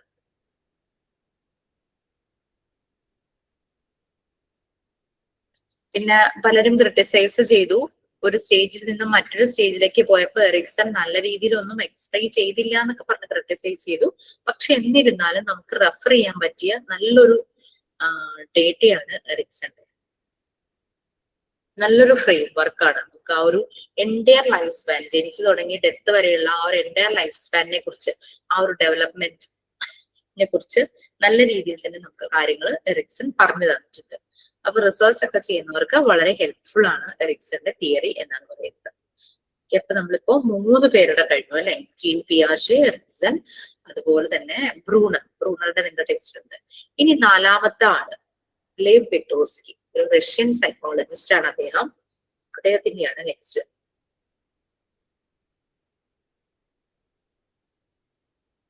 അദ്ദേഹത്തിന്റെ തിയറിക്ക് പറഞ്ഞ പേരാണ് സോഷ്യോ കൾച്ചറൽ തിയറി. ഈ 3 പറഞ്ഞത് ആർക്കെങ്കിലും ഒന്ന് ബ്രീഫ് ചെയ്യണം, എനിക്കത് പറഞ്ഞാൽ പ്രസന്റ് ചെയ്യണം തോന്നുന്നുണ്ടോ? ആരുടെയെങ്കിലും? ബ്രൂണറുടെയോ പിയാജെയുടെയോ എറിക്സന്റെയോ? ഉറങ്ങുവാണോ എല്ലാവരും? ഞാൻ തന്നെ പറഞ്ഞുകൊണ്ടിരിക്കുമ്പോ ഒരു സുഖമില്ല, അതുകൊണ്ട് പറഞ്ഞത്. ടീന പറയാമെന്നാണ്. മാം എറിക്സന്റെ മാം ഇപ്പൊ പറഞ്ഞത് പറയാമോ? ഒന്നുകൂടെ ചിലപ്പോ ടീന പറയുമ്പോഴേക്കും കുറച്ചുകൂടി സിമ്പിൾ ആയിരിക്കും, ബാക്കിയുള്ളവർക്ക് മനസ്സിലാവും ഞാൻ പറയുന്നതിനേക്കാളും. ഓക്കെ, പറയൂ പ്ലീസ്. മാം ഒരു ട്രൈ ആണ്. സൈക്കോളജിയിലാണ് മാം പറയുന്ന അത്രയും ഡീപ്പായിട്ട് വരുമോന്ന് അറിയില്ല. ശ്രമിക്കാം മാം.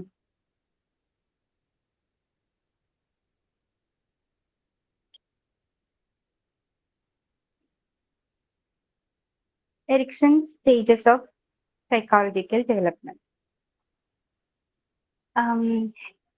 എറിക് എറിക്സൺ നമ്മുടെ കുഞ്ഞിലെ തൊട്ട്, ഒരു കുഞ്ഞ് ജനിക്കുന്നത് മുതല്, അല്ലെങ്കിൽ ഒരു അമ്മയുടെ ഉദരത്തിൽ ആ കുഞ്ഞ് ആയപ്പോ തൊട്ട് ഒരാളുടെ അഡൽട്ട്ഹുഡ് വരെ, അല്ലെങ്കിൽ എങ്ങനെ ഈ സൈക്കോളജി അതിനെ സൈക്കോളജിക്കലി നമ്മൾ എങ്ങനെ അതിനെ ആ കുഞ്ഞിന്റെ മനസ്സും ശരീരവും എല്ലാം എങ്ങനെ റിലേറ്റ് ചെയ്തിരിക്കുന്നു, അത് ഒരു അമ്മയുടെ ഉദരത്തിൽ ഉരുവായപ്പോ തൊട്ട് എങ്ങനെ അത് കണക്റ്റഡ് ആയിരിക്കുന്നു എന്ന് വളരെ വിശദമായിട്ട് സ്റ്റേജസിലൂടെ പറഞ്ഞു തരികയാണ്.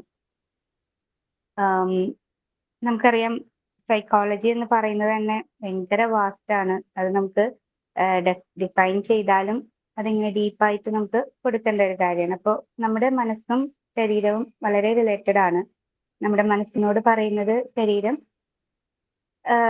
അനുസരിച്ച് ചെയ്യുക, അല്ലെങ്കിൽ നമ്മുടെ ബ്രെയിൻ പറയുന്നത് ശരീരം അനുസരിക്കുന്നു. അപ്പൊ നമ്മുടെ മൈൻഡ് നമ്മൾ എങ്ങനെ അതിനെ കൈകാര്യം ചെയ്യുന്നതനുസരിച്ച് റിലേറ്റഡ്. അപ്പൊ നമ്മൾ ഒരു കാര്യം ഓർക്കേണ്ടത്, ഇതെല്ലാം നമ്മൾ ഒരു ജനിച്ചപ്പോൾ മുതൽ അതിന് മുന്നേ തൊട്ട് കണക്റ്റഡ് ആണ് എന്നുള്ളൊരു കാര്യം നമ്മുടെ മൈൻഡിൽ എപ്പോഴും നമ്മൾ വെക്കുക.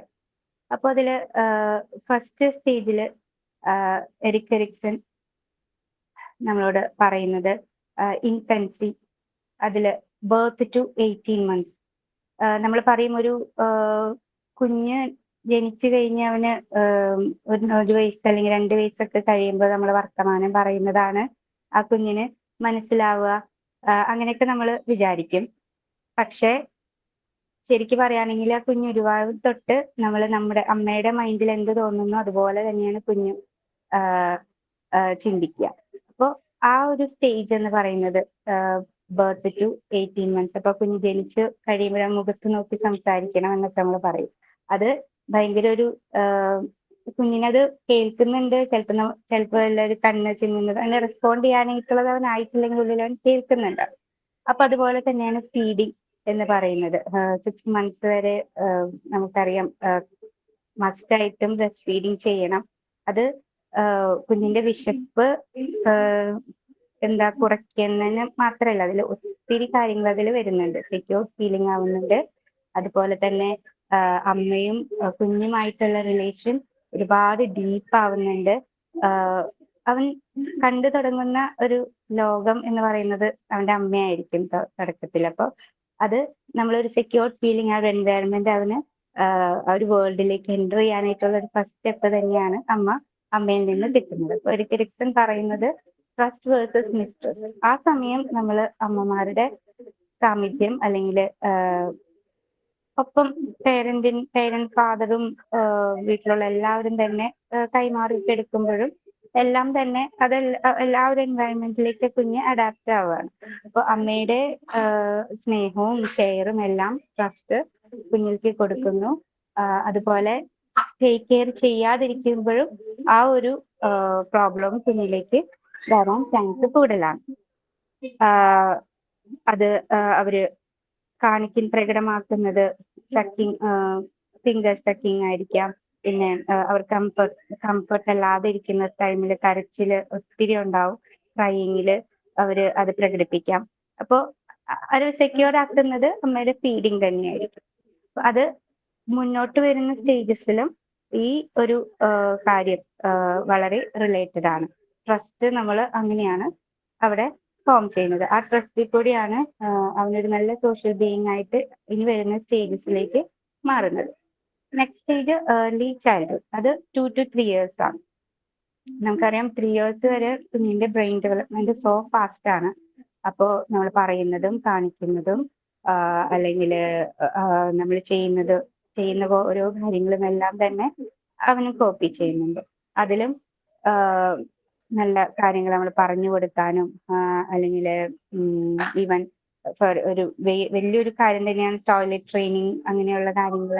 പിന്നെ അതുപോലെ സെൽഫ് ഫീഡ് തന്നെ കഴിക്കാൻ പരിശീലിപ്പിക്കുന്ന അങ്ങനെയുള്ള പോസിറ്റീവ് ആയിട്ടുള്ള ഒത്തിരി ആക്ടിവിറ്റീസ് നമ്മൾ കാണിക്കുമ്പോൾ അത് അപ്പോ കുഞ്ഞ് ഒരു ഭയങ്കര ചൈൽഡിഷ് ആണ്. നമുക്കറിയാം യൂറിൻ പാസ് ചെയ്യുന്നതും ടോയ്ലറ്റിലൊക്കെ പോകുന്നതും ചിലപ്പോൾ പറയും, ചിലപ്പോൾ ഒന്നും പറയാൻ പറ്റില്ല. പക്ഷെ നമ്മളതെല്ലാം വളരെ സ്നേഹത്തോടെ പറഞ്ഞ പോലെ എല്ലാം ഇന്ന കാര്യത്തിനാണ് ഇതിനിങ്ങനെ പറഞ്ഞു കൊടുത്ത് ചെയ്താൽ നമ്മൾ വിചാരിക്കും കുഞ്ഞല്ലേ പറഞ്ഞു കൊടുത്താൽ ചിലപ്പോൾ മനസ്സിലാവില്ല എന്നൊക്കെ ആയിരിക്കും. പക്ഷെ അതെല്ലാം അവര് അവരുടെ മൈൻഡിൽ അല്ലെങ്കിൽ അതെല്ലാം അവര് ബ്രെയിനിലേക്ക് അവർ എടുക്കുന്നുണ്ട്. പിന്നീടായിരിക്കും അത് നെക്സ്റ്റ് സ്റ്റേജിലായിരിക്കും നമ്മളെ വിസ്മയിപ്പിച്ചുകൊണ്ടുള്ള രീതിയിൽ അവരതിനെ റെസ്പോണ്ട് ചെയ്യുന്നത്. അപ്പോൾ ആ ഒരു ടൈമിലായിരിക്കണം എരിക്സൺ പറയുന്നത്. ഇതിനകത്ത് വരുന്നത് എന്താണ്, ഞാൻ പറയുന്നത് റിലേറ്റഡ് ആവുന്നുണ്ടല്ലോ അല്ലേ? ഓക്കെ. അപ്പോ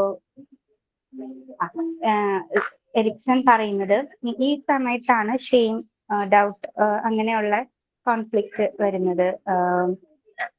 ഇപ്പൊ ഡോക്ടേഴ്സ് ഒക്കെ പറയും കുഞ്ഞിന് ഷെയിം ആണ് എന്ന് തോന്നണം, അപ്പോഴാണ് അവൻ വാഷ്റൂമിൽ പോയിട്ട് ചെയ്യേണ്ടതാണ്, ഇത് ടോയ്ലറ്റിൽ പോകേണ്ടത് അവിടെ ചെയ്യണമെന്ന് കുഞ്ഞിന് ആ ഒരു ഫീലിംഗ് തോന്നുമ്പോഴാണ് അവൻ അതങ്ങനെ ചെയ്യുക. ഡൈപ്പേഴ്സ് ഒക്കെ യൂസ് ചെയ്യുന്ന പേരൻസ് ഉണ്ട്, ഞാനും അതിലൊരാൾ തന്നെയാണ്. അപ്പോ ഈ ടോയ്ലറ്റ് ട്രെയിനിങ് എന്ന് പറയുന്നത് നമ്മൾ ആദ്യം നമ്മുടെ ഈസിനെസ്സിന് വേണ്ടിയിട്ട് പിന്നെ കുഞ്ഞുങ്ങൾ കുറച്ച് വൃത്തിയായിട്ടിരിക്കാനൊക്കെ നമ്മൾ യൂസ് ചെയ്യും. പക്ഷേ അത് നമ്മൾ എന്നത് മാറ്റുന്നോ അവൻ ആ ഒരു ഷെയിം ആണെന്നത് തോന്നുന്നോ അപ്പോഴാണ് അത് അവര് ടോയ്ലറ്റിൽ പോകണം, അത് യൂസ് ചെയ്യണം, അങ്ങനെ അവര് ചിന്തിച്ചു തുടങ്ങുന്നത്. അപ്പോൾ 3 years വരെ അല്ലെങ്കിൽ 4 years ഒക്കെ ആകുമ്പോഴത്തേനും എന്തായാലും അത് ശരിയാവും. പക്ഷെ ഇത് ഈ സ്റ്റേജസ് കണക്റ്റഡ് ആണെന്ന് പറയുന്നത് ഒരു മെയിൻ ഒരു കാര്യം എന്ന് പറയുന്നത് ഈ സ്റ്റേജസിൽ നമ്മൾ ഇത് സ്റ്റാർട്ട് ചെയ്താലാണ് അടുത്ത സ്റ്റേജിലേക്ക് അത് പെർഫെക്റ്റ് ആയിട്ട് വരുള്ളൂ. അപ്പോൾ അങ്ങനെയുള്ള കാര്യങ്ങൾ, കോൺഫ്ലിക്റ്റ്, ഷെയിം, ഡൗട്ട് അങ്ങനെയുള്ളതൊക്കെ അവർക്ക് തോന്നുന്നത് ഈ സ്റ്റേജിലാണ്. അപ്പൊ അത് വേണ്ട രീതിയിൽ നമ്മൾ കൈകാര്യം ചെയ്താൽ നെക്സ്റ്റ് സ്റ്റേജിലേക്ക് അവൻ പോകുമ്പോൾ അത് വളരെ അവന് ഹെൽപ്ഫുൾ ആയിരിക്കും. അവൻ അറിയാതെ തന്നെ അവൻ്റെ അങ്ങനെ ഒരു സ്കില്ല് അല്ലെങ്കിൽ അങ്ങനൊരു ഒരു കാര്യം അവർക്ക് ചെയ്യണമെന്ന് അവന് തോന്നും. ഇനി പ്രീ സ്കൂളാണ് തേർഡ് സ്റ്റേജിൽ വരുന്നത്, 3 to 5 years. അപ്പോൾ നമ്മളൊന്ന് ആലോചിച്ചാൽ അറിയാം, ഇനി അവൻ പുറം ലോകമായിട്ട് കുറച്ചും കൂടെ കണക്റ്റഡ് ആവാൻ പോവുകയാണ്. അപ്പൊ ഇത്രയും കാര്യങ്ങൾ നമ്മൾ ചെയ്താൽ നെക്സ്റ്റ് സ്റ്റെപ്പിലേക്ക് അവൻ റെഡി ആയിട്ടുണ്ട്. അപ്പോൾ അവിടെ ഇന്ന കാര്യം ഇപ്പം നമ്മൾ കുഞ്ഞു കുഞ്ഞു ആക്ടിവിറ്റീസ് അത് എടുത്തു തരുമോ, ഇതെടുത്തു തരുമോ, അല്ലെങ്കിൽ നമ്മളിപ്പം വേറൊരാളെ നമ്മൾ കൂടുതൽ ടേക്ക് കെയർ ചെയ്യാൻ, ഇപ്പൊ 2 കുഞ്ഞുങ്ങളൊക്കെ ഒരു ആളെ കൂടുതൽ ടേക്ക് ചെയ്യുമ്പോൾ അവന് എന്നെ നോക്കുന്നില്ല, അവന് ശ്രദ്ധിക്കുന്നില്ല, അങ്ങനെയുള്ള കുറച്ച് ഫീലിങ്സും കൂടുതലായിട്ട് വന്നു തുടങ്ങുന്ന ടൈമാണ്. പിന്നെ 3 to 5 പ്രീ സ്കൂളിൽ നമ്മൾ ടീച്ചേഴ്സൊക്കെ ആക്ടിവിറ്റീസ് കൊടുക്കുമ്പോൾ അതിൽ എൻഗേജ്ഡ് ആയി ചെയ്യാനായിട്ട് അവർക്ക് ഇഷ്ടമുണ്ടാവും. അപ്പോൾ അവർക്കൊരു ലീഡർഷിപ്പ് ക്വാളിറ്റി അങ്ങനെ അവരറിയാതെ തന്നെ കുറേ സ്കിൽസ് ഒക്കെ ഈ ഒരു ടൈമിലും ഉണ്ടാവും. കുറച്ചും കൂടെ എക്സ്പ്ലോർ ചെയ്ത് അവര് ലോകമായിട്ട് കുറച്ചും കൂടെ അവര് അടുത്തടുത്ത് അറിഞ്ഞറിഞ്ഞ് വരുന്ന ടൈമാണ് 3 to 5. അമ്മയിൽ നിന്ന് കുഞ്ഞ് മാറി നിൽക്കുന്ന ഒരു ടൈമും കൂടെ നമുക്ക് പറയാം. അപ്പൊ കുറച്ചും കൂടെ അവര് മറ്റു കാര്യങ്ങൾ സോഷ്യബിൾ ആവാൻ ശ്രമിക്കും, കുറച്ചുകൂടെ കൂട്ടുകൂടാൻ ശ്രമിക്കും. ചില കുഞ്ഞുങ്ങൾക്കൊക്കെ ഭയങ്കര പേടിയായിരിക്കും, അതൊക്കെ നമ്മളറിയാം. ടീച്ചേഴ്സൊക്കെ അത് മാറ്റാൻ ശ്രമിക്കും. അപ്പൊ കുഞ്ഞുങ്ങൾക്ക് ഭയങ്കര മാറ്റം വന്ന്, എന്റെ കുഞ്ഞ് ഇങ്ങനെയായിരുന്നു, കുറച്ച് ഇൻട്രോവേർട്ട് ആയിരുന്നു, പക്ഷേ സ്കൂളിൽ പോയി തുടങ്ങിയപ്പോൾ അവൻ കുറച്ചുകൂടെ കണക്റ്റഡ് ആയി, അങ്ങനെയൊക്കെ തോന്നുന്നത് ഈ ഒരു ടൈമിലാണ്. അപ്പോൾ അതിന് നമ്മൾ അവരെ ഓക്കെ ആക്കുന്നത് ഏർലി സ്റ്റേജസ് നമ്മൾ എടുക്കുന്ന പോസിറ്റീവ് സ്റ്റെപ്സ് വെച്ചിട്ടായിരിക്കും. പിന്നെ next school age 6 to 11 years. അതില് എന്താണ് സ്കൂളിൽ നമ്മൾ അവരുടെ സ്റ്റഡീസും കാര്യങ്ങളും അതിൽ കുറച്ച് സെക്യൂർഡ് ആക്കുക, ചിലപ്പോൾ കുറച്ച് ബാക്ക്വേർഡ് ആയിട്ടുള്ളവരുണ്ടാകും. അപ്പൊ നമ്മൾ ഒത്തിരി അവരെ വഴക്ക് പറയാതെ അവരെ കുറച്ച് എന്താ ലവ് ആൻഡ് കെയർ കൊടുത്ത് മുന്നോട്ട് വരാനായിട്ട് നമ്മൾ ശ്രമിച്ചാൽ അവര് അതിൽ സെക്യൂർഡ് ആയിട്ട്, അല്ലെങ്കിൽ അതിൽ ബ്ലാക്കിലേക്ക് അവർ പോവാതെ കുറച്ച് കോൺഫിഡൻറ്റോടുകൂടി മുന്നോട്ടേക്ക് വരാനായിട്ട് അവർക്ക് സാധിക്കും. ഇനി അഡോളസെന്റ് സ്റ്റേജ് ആണ് നെക്സ്റ്റ് 12 to 18.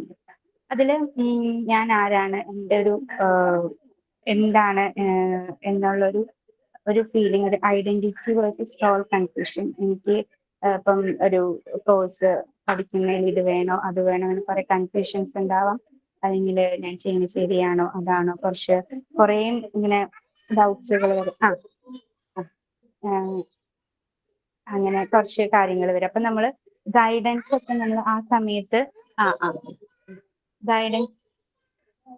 ഗൈഡൻസ് ഒക്കെ കൊടുത്താൽ അവര് നേർവഴിക്ക് നടത്താനായിട്ട് ഈ ടൈമിൽ നമുക്ക് പറ്റും. അതുപോലെ സോഷ്യൽ റിലേഷൻഷിപ്പിൽ ഇപ്പം നമുക്കറിയാം ഡ്രഗ്സ് യൂസ് ചെയ്യുന്നത്, അങ്ങനെ കുറച്ച് ആൽക്കഹോളിക് അതൊക്കെ ട്രൈ ചെയ്യാനായിട്ടുള്ള ഒരു ആഗ്രഹമൊക്കെ ഈ ടൈമിൽ കുട്ടികൾക്കുണ്ട്. അപ്പോൾ അത് നല്ല രീതിയിൽ അവരെ ഗൈഡ് ചെയ്ത് ഇന്നത് തെറ്റാണ്, ഇങ്ങനെ ചെയ്യുന്നത് ശരിയല്ല. ആ സമയത്തൊക്കെ നമുക്കറിയാം സ്കൂളുകളിലൊക്കെ റോൾ പ്ലേ, അതുപോലെ പോലീസ് അവര് നമുക്ക് കുറെ ക്ലാസ്സുകളൊക്കെ എടുക്കാനായിട്ട് വരും. അങ്ങനെയൊക്കെ ഈ ടൈമിലാണ് അവർക്ക് ഒത്തിരി ക്ലാസ്സസും ബോധവൽക്കരണ ക്ലാസ്സസ് ഒക്കെ കൊടുക്കുന്ന ടൈമാണ്. പിന്നെ അത് അപ്പോൾ നല്ല രീതിയിൽ അവർ ഗൈഡ് ചെയ്താൽ ഈ ഒരു സ്റ്റേജും അവർക്ക് വളരെ സക്സസ് ആയിട്ട് കവർ ചെയ്ത് പോകാൻ പറ്റും. ഇനി next young adulthood 19 to 40 years. അതിൽ നമ്മൾ കരിയർ സെറ്റാക്കണം, ഫാമിലി സെറ്റാക്കണം, റിലേഷൻഷിപ്പ് അത് മുന്നോട്ട് പോകുമോ ഇല്ലയോ എന്നൊക്കെ സെറ്റാക്കണം. അങ്ങനെ ഒത്തിരി കാര്യങ്ങൾ അതിൽ നമ്മൾ സെറ്റിൽ ആവാനായിട്ട് തുടങ്ങുന്നതും സെറ്റിൽ ആയി വരുന്ന ഒരു ടൈമാണ്. അപ്പൊ അതിന് നമുക്ക് സ്ട്രോങ് റിലേഷൻഷിപ്പ്, ബോണ്ടിങ് അങ്ങനെയുള്ള കാര്യങ്ങൾ കിട്ടുമ്പോൾ അത് ലൈഫ് ലോങ് നമുക്ക് കൊണ്ടുപോകാനും, ഇപ്പൊ നമ്മൾ എവിടെയെങ്കിലും ഡൗൺ ആവുമ്പോൾ ഈ ഒരു ബോണ്ടിങ് എവിടെയെങ്കിലും ഒരു നല്ല ഗുഡ് റിലേഷൻഷിപ്പ് ഉണ്ടെങ്കിൽ അവരുടെ ഒരു ഗൈഡൻസിൽ അല്ലെങ്കിൽ അവരുടെ ഒരു പ്രസൻസിൽ നമുക്ക് അത് കുറച്ച് നമ്മൾ ഡൗൺ ആകുമ്പോൾ അതൊന്ന് അവർ നമ്മൾ മോട്ടിവേറ്റ് ചെയ്ത് കൊണ്ടുപോകാനൊക്കെ ഉള്ള നല്ല റിലേഷൻഷിപ്പ് ഉണ്ടെങ്കിൽ നമ്മൾ അവിടെ നമ്മുടെ മൈൻഡ് നമുക്ക് കുറച്ച് സ്ട്രോങ് ആയി മുന്നോട്ട് പോകാൻ ആയിട്ട് സാധിക്കും. ഇനി മിഡിൽ അഡൽട്ട്ഹുഡ് ആണ് 40 to 65 years. നമ്മുടെ കരിയർ സെറ്റായി, ഫാമിലി സെറ്റായി, ഇനി അവരുടെ അടുത്തൊരു ജനറേഷനിൽ നമ്മൾ അവരെ സെറ്റാക്കാൻ ട്രൈ ചെയ്യുന്ന കാര്യമാണ്. അപ്പൊ ഒന്ന് ആലോചിച്ച് നോക്ക്, നമുക്ക് കിട്ടിയ ആ ഒരു സമയം നമ്മൾ ഇവിടെ പ്രാക്ടിക്കലായിട്ട് ഉപയോഗിച്ചുകൊണ്ടിരിക്കുന്ന ഒരു ടൈമാണ്. നമ്മുടെ പേരൻസിന് നമ്മൾ എങ്ങനെയാണോ നമ്മളെ ടേക്ക് കെയർ ചെയ്ത് അതുപോലെ അല്ലെങ്കിൽ നമ്മളെ കുറച്ചും കൂടെ അഡ്വാൻസ്ഡ് ആയിട്ട് നമ്മുടെ കുട്ടികൾക്ക് കൊടുക്കേണ്ട ഒരു ടൈമിലേക്ക് എത്തിക്കുന്നു. അങ്ങനെ ജോലി ചെയ്യുന്നവരൊക്കെയാണെങ്കിൽ റിട്ടയർമെന്റ് കഴിഞ്ഞ് പിന്നെ അടുത്ത പ്ലാനിങ് അവർക്ക് ആ ഒരു ടൈമാണ്. അപ്പൊ നല്ലൊരു സെറ്റിൽ നമ്മൾ ഇതുവരെയും ചെയ്തിട്ടുണ്ടെങ്കിൽ നെക്സ്റ്റ് സ്റ്റെപ്പ് നമുക്ക് വളരെ ഈസി ആയിട്ട് ചെയ്യാനായിട്ട് സാധിക്കും. റിട്ടയർമെന്റിൽ എന്തെങ്കിലും പ്ലാനിങ് ചെയ്തവരാണെങ്കിൽ വിശ്രമ ജീവിതം നയിക്കാനായിട്ട്, അല്ലെങ്കിൽ ആ സമയത്ത് അത് ശരിയായില്ല എങ്കിൽ നമുക്ക് ആ സമയവും നമ്മൾ കുറച്ചും കൂടെ ഓട്ടത്തിലായിരിക്കും. നമ്മുടെ എക്സ്പെൻസസ് മീറ്റ് ചെയ്യാൻ, അല്ലെങ്കിൽ നമുക്ക് കരിയർ ശരിയായില്ലെങ്കിൽ പിന്നെയും നമ്മൾ ഒരു അലച്ചിൽ വരുന്ന ഒരു ടൈം അപ്പോൾ ഉണ്ടാവും, ഈ പറയുന്ന സ്റ്റേജസ് നമുക്ക് പ്രോപ്പറായിട്ട് പോയില്ല എങ്കിൽ. അപ്പോൾ ഈ 40 to 65 ഇയേഴ്സിൽ നമ്മൾ എല്ലാം set one second ma'am, one second. എന്തോ ഒരു സെക്കൻഡ് മാം, ഒരു second ma'am. Okay okay. Teena വളരെ എക്സ്പ്ലെയിൻ ചെയ്ത് പറഞ്ഞു, നിങ്ങൾക്ക് അത് നല്ല ഹെൽപ്ഫുൾ ആയത് എനിക്ക് തോന്നുന്നു ബാക്കിയുള്ളവർക്കെല്ലാം. Yes Teena please. മിഡിൽ അഡൽഹുഡിൽ 40 to 65 ഇയേഴ്സ് നമ്മൾ പറഞ്ഞ പോലെ കരിയർ സെറ്റായി ഇനിയുള്ള ലൈഫ് എങ്ങനെയായിരിക്കും. ഫോർ എക്സാമ്പിൾ എൻ്റെ ഡാഡിയുടെ ബ്രദർ, ആള് സെൻട്രൽ ഗവൺമെന്റ് ജോലി ചെയ്തിരുന്ന ആളായിരുന്നു. നമുക്കറിയാം സെൻട്രൽ ഗവൺമെന്റ് ആയി നല്ല പെയ്ഡായിരിക്കാം, പിന്നെന്താ ഒത്തിരി അലവൻസസ് എല്ലാം ഉണ്ടാവും സെൻട്രൽ ഗവൺമെന്റ് എംപ്ലോയിക്ക് റിട്ടയർ ആകുമ്പോൾ. അപ്പോ ആളെ സംബന്ധിച്ച് ആളുടെ ലൈഫ് സെറ്റാണ്. പക്ഷെ ആളുടെ ഒരു ക്യാരക്ടർ വൈസ് അങ്ങനെ വീട്ടിൽ വെറുതെ ഇരിക്കാൻ താല്പര്യമില്ലാത്ത ആളാണ്, എപ്പോഴും ആക്റ്റീവായിട്ട് ഇരിക്കുന്ന ഒരാളാണ്. അപ്പോ റിട്ടയർ ആവുന്നതിന് ഒരു 3 years മുന്നേ, 3 years മുന്നേ തന്നെ ആളും ആളുടെ കുറച്ച് ഫ്രണ്ട്സുകളുടെ കേറ്ററിംഗ് സർവീസ് തുടങ്ങിയത് അത്യാവശ്യം 1 വർഷം കഴിഞ്ഞു, 2 വർഷം കഴിഞ്ഞപ്പോഴത്തേനും നല്ല ഫുൾ ഫ്ലെഷ്ഡ് ആയിട്ട് തന്നെ അത് പോയിക്കൊണ്ടിരുന്നു. അപ്പം റിട്ടയർ ആയിട്ടില്ല ആള്. വീട്ടിൽ വന്ന് അവിടേക്ക് അവരുടെ ജോലി സ്ഥലത്ത് പോകും, അത് കഴിഞ്ഞ് വീട്ടിൽ ഫുള്ളി എൻഗേജ്. റിട്ടയർമെന്റ് കഴിഞ്ഞു, പക്ഷെ ആൾക്ക് ഞാൻ റിട്ടയർ ആയി, ഞാൻ വീട്ടിലിരിക്കുകയാണ് അങ്ങനെയുള്ളൊരു ഫീലിംഗ് ഇല്ല. ഇപ്പോഴും ആള് ഓടിക്കൊണ്ടിരിക്കുന്നു. അത് നല്ല രീതിയിൽ തന്നെ അവിടെ കേറ്ററിംഗ് സർവീസ് നന്നായിട്ട് നടത്തും. അപ്പൊ ഒന്നാലോചിച്ച് നോക്കിയേ, അത് മുന്നേ എടുത്തൊരു പ്ലാനിങ് ആണ്. സെറ്റിൽഡ് ആണ്, ഓക്കെയാണ്. പക്ഷെ എനിക്കൊരു പ്ലാനിങ് ഇനിയും ഉണ്ട്, ഒരു പ്ലാനിങ് ഉണ്ട്. ഞാൻ കുറച്ചും കൂടെ അത് വെറുതെ ഇരുന്ന് എന്റെ സമയം കളയാൻ ഒരു നല്ല സമയം ഞാൻ ഇതിനും കൂടെ ഉപയോഗിക്കുകയാണ്, അങ്ങനെ ഒരു തോന്നല്. അപ്പൊ അതൊന്ന് ആലോചിച്ച് നോക്കി, അത് എപ്പോഴും എങ്ങനെയായിരിക്കും അത് കുഞ്ഞിലേ തൊട്ടുള്ള ആ ഒരു കണക്ഷനിൽ നിന്നായിരിക്കാം. നമ്മുടെ first stage, second stage, third stage, fourth stage ഒക്കെ കണ്ട് ആ ഒരു മിഡിൽ അഡൽട്ട്ഹുഡിൽ എടുത്തൊരു തീരുമാനമാണ് അത്. പക്ഷെ നോക്കിയാൽ അത് ഇപ്പോഴും ആക്റ്റീവായിട്ടിരിക്കുന്നു. നമുക്കൊരു സെക്യൂർ ഫീലിംഗ് വരുന്നു. ആ മൈൻഡിന് കൊടുക്കുന്ന ഒരു പോസിറ്റീവ് വൈബാണത്. അതുപോലെ അതൊക്കെ ഹാപ്പനിങ് ആവുന്നത് ഈ ഒരു ടൈമിലാണ്. അതുപോലെ തന്നെ പാരന്റ്ഹുഡും വർക്കും പാരന്റ്ഹുഡും ബാലൻസ് ചെയ്ത് പോകുന്ന ഭയങ്കര ഒരു രസമുള്ള ടൈമും ആണ്, എന്നാൽ കുറച്ച് കഷ്ടപ്പാടുള്ള ഒരു ടൈമും കൂടിയാണ്.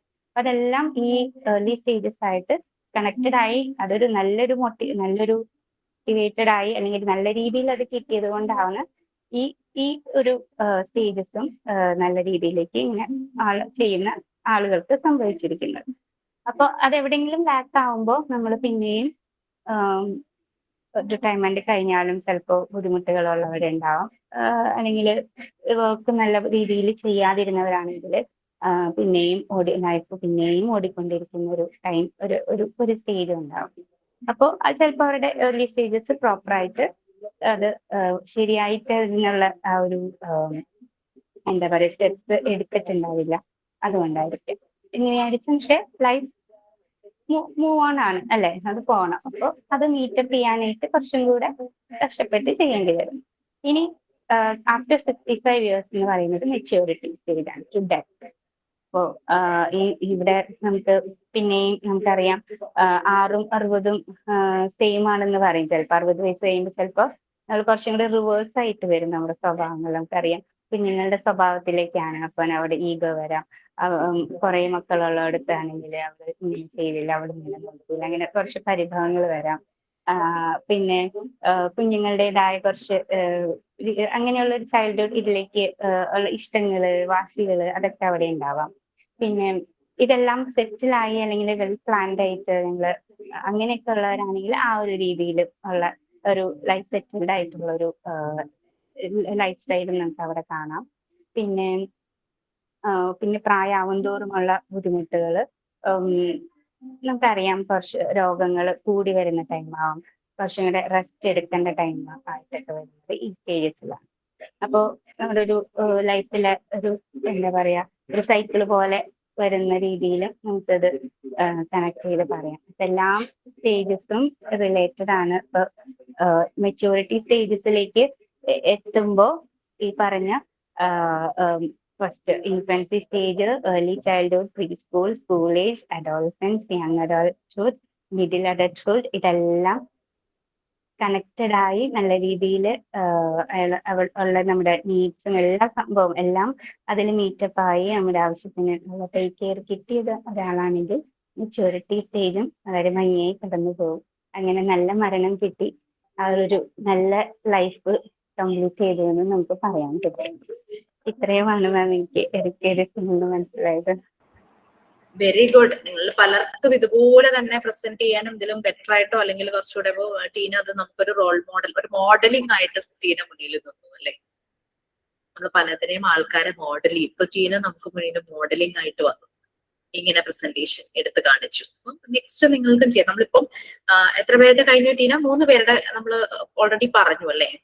അപ്പൊ ഒന്നുകൂടെയൊക്കെ ഒന്ന് പ്രസന്റ് ചെയ്യുമ്പോൾ എല്ലാവർക്കും ഒന്ന് ക്ലിയർ ആവും. റെക്കോർഡ് ക്ലാസ് കേൾക്കുന്നവർക്കും അത് ഹെൽപ്ഫുൾ ആയിരിക്കും. ഇനി നമുക്ക് 2 പേരുടെ കൂടിയുണ്ട്, ലെവ് വിഗ്ഡോസ്കിയും അതുപോലെ തന്നെ സിഗ്മണ്ട് ഫ്രോയിഡും. ലെവ് വിഗ്ഡോസ്കി പറഞ്ഞത് നമ്മൾ ഓൾറെഡി പറഞ്ഞു. നമ്മളിപ്പോ ബ്രൂണറും പിയാഷയും കുട്ടികളുടെ ഡെവലപ്മെന്റിന്റെ തിയറി ഓഫ് കോഗ്നിറ്റീവ് ഡെവലപ്മെന്റ് എന്ന് പറഞ്ഞു. ബുദ്ധിയുടെ വികാസമാണ് ഒരു കുട്ടിയുടെ എല്ലാ പേഴ്സണൽ അക്കാദമിക് കാരണമാകുന്നതെന്ന് പറഞ്ഞു. എറിക്സൺ പറഞ്ഞത് പേഴ്സണാലിറ്റിയും ഐഡന്റിറ്റിയുമാണ് ഒരു കുട്ടിയെ അതിന്റെ ഡെവലപ്മെന്റിലേക്ക് കൊണ്ടുപോകുന്ന മെയിൻ 2 ഫാക്ടേഴ്സ് പറഞ്ഞു. സൈക്കോ സോഷ്യൽ ഡെവലപ്മെന്റ്, അതായത് മാനസികപരം, അതായത് ആ ഒരു പേഴ്സണാലിറ്റി, പിന്നെ ഐഡന്റിറ്റി. സോഷ്യലൈസ് ചെയ്യുമ്പോഴും ഒക്കെ അവർക്ക് അത് കിട്ടുന്നു.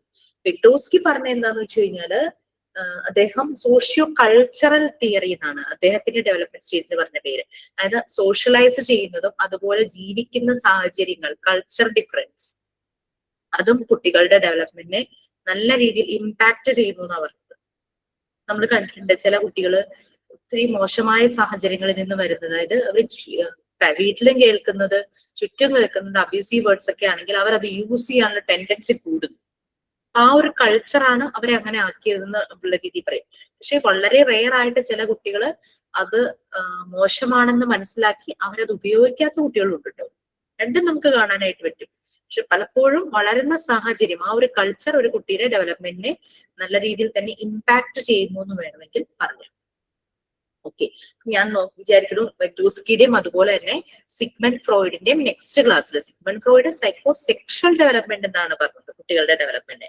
വളരെയധികം വിമർശനങ്ങൾ അദ്ദേഹം നേരിട്ടു. ഇവരെല്ലാരും തന്നെ വിമർശനങ്ങൾ നേരിട്ടെങ്കിലും സിഗ്മണ്ട് ഫ്രോയിഡിനെ നല്ല രീതിയിൽ തന്നെ ആളുകൾ വിമർശിച്ചു. കുട്ടികൾക്ക് സെക്ഷൽ ഡിസയർ ആണ്, അവർ ഓരോ ഓർഗൻ ആണ് അവരെ ഓരോ പ്രായത്തിലും അവർക്ക് പ്ലഷർ കൊടുക്കുന്നു എന്നുള്ള രീതിയിൽ സിഗ്മണ്ട് ഫ്രോയിഡ് പറഞ്ഞു. കൊച്ചു കുട്ടികളിലൊക്കെ അങ്ങനെ വരുന്ന ആളുകൾ ഭയങ്കരമായിട്ട് കോൺട്രവേഴ്സ്യൽ ആയിട്ടാണ് സിഗ്മണ്ട് ഫ്രോയിഡ് കാര്യങ്ങൾ അവതരിപ്പിച്ചത്. പക്ഷെ എന്നിരുന്നാലും സൈക്കോളജി പഠിക്കുന്ന ഏതൊരു കുട്ടിയും ഏതൊരാളും റെഫർ ചെയ്യുന്നത് സിഗ്മണ്ട് ഫ്രോയിഡിന്റെ ഒബ്സർവേഷനെയാണ്. അദ്ദേഹത്തിന് ചില കാര്യങ്ങളൊക്കെ വായിക്കാൻ വളരെ രസമാണ്. പിന്നെ അദ്ദേഹം മെയിൻലി ഒരു ജെൻഡറിൽ മാത്രം കോൺസെൻട്രേറ്റ് ചെയ്തു, പ്രധാനമായും പുരുഷന്മാരിൽ മാത്രം കോൺസെൻട്രേറ്റ് ചെയ്തിട്ടാണ് അയാൾ കാര്യങ്ങൾ പറഞ്ഞത്. ജനറലൈസ് ചെയ്ത് പറഞ്ഞില്ല. അങ്ങനെയൊക്കെ ഒരു ക്രിട്ടിസൈസ് ഉണ്ടായി. നമുക്ക് മെയിലും ഫീമെയിലും മാത്രമല്ല അതർ ജെൻഡേഴ്സും ഉണ്ട്, അങ്ങനെയും സിഗ്മണ്ട് ഫ്രോയിഡ് പറഞ്ഞിരുന്നൊക്കെയാണ് അദ്ദേഹത്തെ വിമർശിച്ചത്. വിഗ്ഡോസ്കിയുടെ നല്ലൊരു രീതിയിൽ തന്നെയാണ് എല്ലാവരും കണ്ടത്. സോഷ്യോ കൾച്ചറൽ തിയറിയാണ്, സോഷ്യലൈസ് ചെയ്യുന്നു, സോഷ്യൽ ഇന്ററാക്ഷൻ. അപ്പൊ അവിടെ പിയാജെറ്റിനെയും വിഗ്ഡോസ്കിയൊക്കെ കമ്പയർ ചെയ്തു. പിയാജെ ഒറ്റ കുട്ടിയായി വളർന്നുകൊണ്ടാണ് അദ്ദേഹം ഇങ്ങനെ എഴുതിയത്. വിഗ്ഡോസ്കി എന്ന് പറഞ്ഞു കഴിഞ്ഞാൽ ഒരു എന്താ പറയാ ജോയിന്റ് ഫാമിലിയിൽ ജീവിച്ചു. അപ്പൊ അദ്ദേഹം സോഷ്യൽ ഇന്ററാക്ഷനിലൂടെ ഡെവലപ്മെന്റ് വരുന്നു. ആളുകളുമായി ഇടപഴകുമ്പോഴാണ് ബുദ്ധിവികാസവും എല്ലാ രീതിയിലുള്ള ഡെവലപ്മെന്റും ഉണ്ടാകുന്നതെന്ന് അദ്ദേഹം പറഞ്ഞു. അപ്പൊ നമുക്ക് നെക്സ്റ്റ് ക്ലാസ്സിൽ ഇവരെ 2 പേരെയും കൂടെ പറഞ്ഞു കഴിഞ്ഞാൽ നമുക്ക് ഈ പോർഷൻ തീരും. പാർട്ട് 2 പിന്നെ ബാലൻസ് എന്താണല്ലേ. സൈക്കോളജി. ഈ ഒരു ചാപ്റ്ററിനെ കുറച്ചും കൂടെ എടുക്കാനുണ്ട് അല്ലെ, കോഗ്നിറ്റീവ് ഡെവലപ്മെന്റിന്റെ. ഞാൻ ചോദിച്ചാന്ന് തോന്നുന്നു ക്ലാസ് പാർട്ട് 2 എന്താ ബാക്കിയുണ്ട്. സൈക്കോളജി, എഡ്യൂക്കേഷൻ സൈക്കോളജി ഒക്കെ എടുത്തോ? അതിനെ ഞാൻ എടുത്തു. ഇല്ല മിസ്, അത് എടുത്തിട്ടില്ല. അതെ. അതുകൊണ്ട് ഇൻഡിവിജ്വൽ ഡിഫറൻസ് അതുമുണ്ട്. ഡിഫൻസ് മെക്കാനിക്സ് ഒക്കെ കഴിഞ്ഞു. അത് എടുത്തോണ്ടിരിക്കുകയാണ് മിസ്. ഇൻഡിവിജ്വൽ ഡിഫറൻസ് ഉണ്ട്. ഇനി സൈക്കോളജിയും എഡ്യൂക്കേഷൻ സൈക്കോളജിയും ഒക്കെ ഞാൻ മിസ്സുമായിട്ട് സംസാരിക്കുമ്പോൾ ഏത് ഞാൻ എടുക്കണം എന്ന് ചോദിച്ചൊന്ന് കൺഫേം ചെയ്യട്ടെ. നെക്സ്റ്റ് ക്ലാസ് നമുക്ക് സ്റ്റാർട്ട് ചെയ്യേണ്ടതായിട്ട് വരും. അപ്പൊ നിങ്ങൾ ജസ്റ്റ് കഴിഞ്ഞ ഈ 3 പേരുടെ ഒന്നൊന്ന് നോക്കുക, നിങ്ങൾക്ക് മനസ്സിലാവുന്ന പോലെ പോയിന്റ്സ് എഴുതുക. ഇനി വന്നിട്ട് പ്രസന്റ് ചെയ്യാൻ എനിക്ക് ആഗ്രഹം ഉണ്ടെന്ന് ആരെങ്കിലും പറയുകയാണെങ്കിൽ പ്ലീസ് പ്രസന്റ്. നമുക്ക് ടൈം ഉണ്ട്, അതിനെ കുറിച്ചൊക്കെ ബോധം ചെയ്യേണ്ട. ഓടി പിടിച്ച് ക്ലാസ് എടുക്കുന്നതല്ല, നമ്മൾ ഇങ്ങനെ ഒരു ലേണിംഗ് പ്രോസസ്സിലൂടെ കടന്നിങ്ങനെ പോകണം. ഓക്കെ ഓക്കെ നമുക്ക് അതിന്റെ ചെയ്യാം. നെക്സ്റ്റ് ക്ലാസ്സിൽ കാണാം. ഇത് ഈ ഒരു പോർഷൻസ് ഒക്കെ കഴിയുമ്പോൾ പാർട്ട് 2 കഴിയുമ്പോഴേക്കും ടേം 1 എക്സാമിനേഷൻ ഉണ്ട് കേട്ടോ. അതിന്റെ ഡീറ്റെയിൽസ് ഞാൻ അടുത്ത ക്ലാസ്സിൽ പറയാം. എക്സാമിനേഷന്റെ ഡീറ്റെയിൽസ്. റെക്കോർഡ് റൈറ്റിംഗ് ഒക്കെ എവിടെ വരെയായി?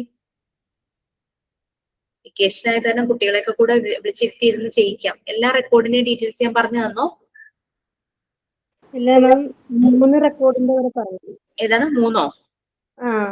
അപ്പാരറ്റസ് അതുവരെ. അപ്പൊ ഒരു കാര്യം ചെയ്യാം, അടുത്ത ക്ലാസ്സിൽ നമ്മൾ ഈ വിഗ്ഡോസ്കിയുടെയും അതുപോലെ തന്നെ സിഗ്മണ്ട് ഫ്രോയിഡിന്റെയും കഴിയുമ്പോൾ എന്നെ ഒന്ന് റിമൈൻഡ് ചെയ്യണം. റെക്കോർഡ് ഡീറ്റെയിൽസ് പറയാന്ന് പറഞ്ഞിട്ടുണ്ടെന്ന് റിമൈൻഡ് ചെയ്യണേ. Okay ma'am. Okay then bye. Sign out ഉണ്ടെങ്കിൽ ചെയ്യാം, അല്ലെങ്കിൽ bye. Thank you so much. Thank you, ma'am, for the wonderful class. Thank you Tina. നല്ല രീതിയിൽ തന്നെ പറഞ്ഞു, എനിക്ക് വളരെ ഹെൽപ്ഫുൾ ആയി. ചിലപ്പോൾ മനസ്സിലാകാതെ കുറെ ഉണ്ടാവും, അതൊക്കെ ക്ലിയർ ആയിട്ടുണ്ടാവും. അത് very good. Thank you, ma'am. Have a nice day to all.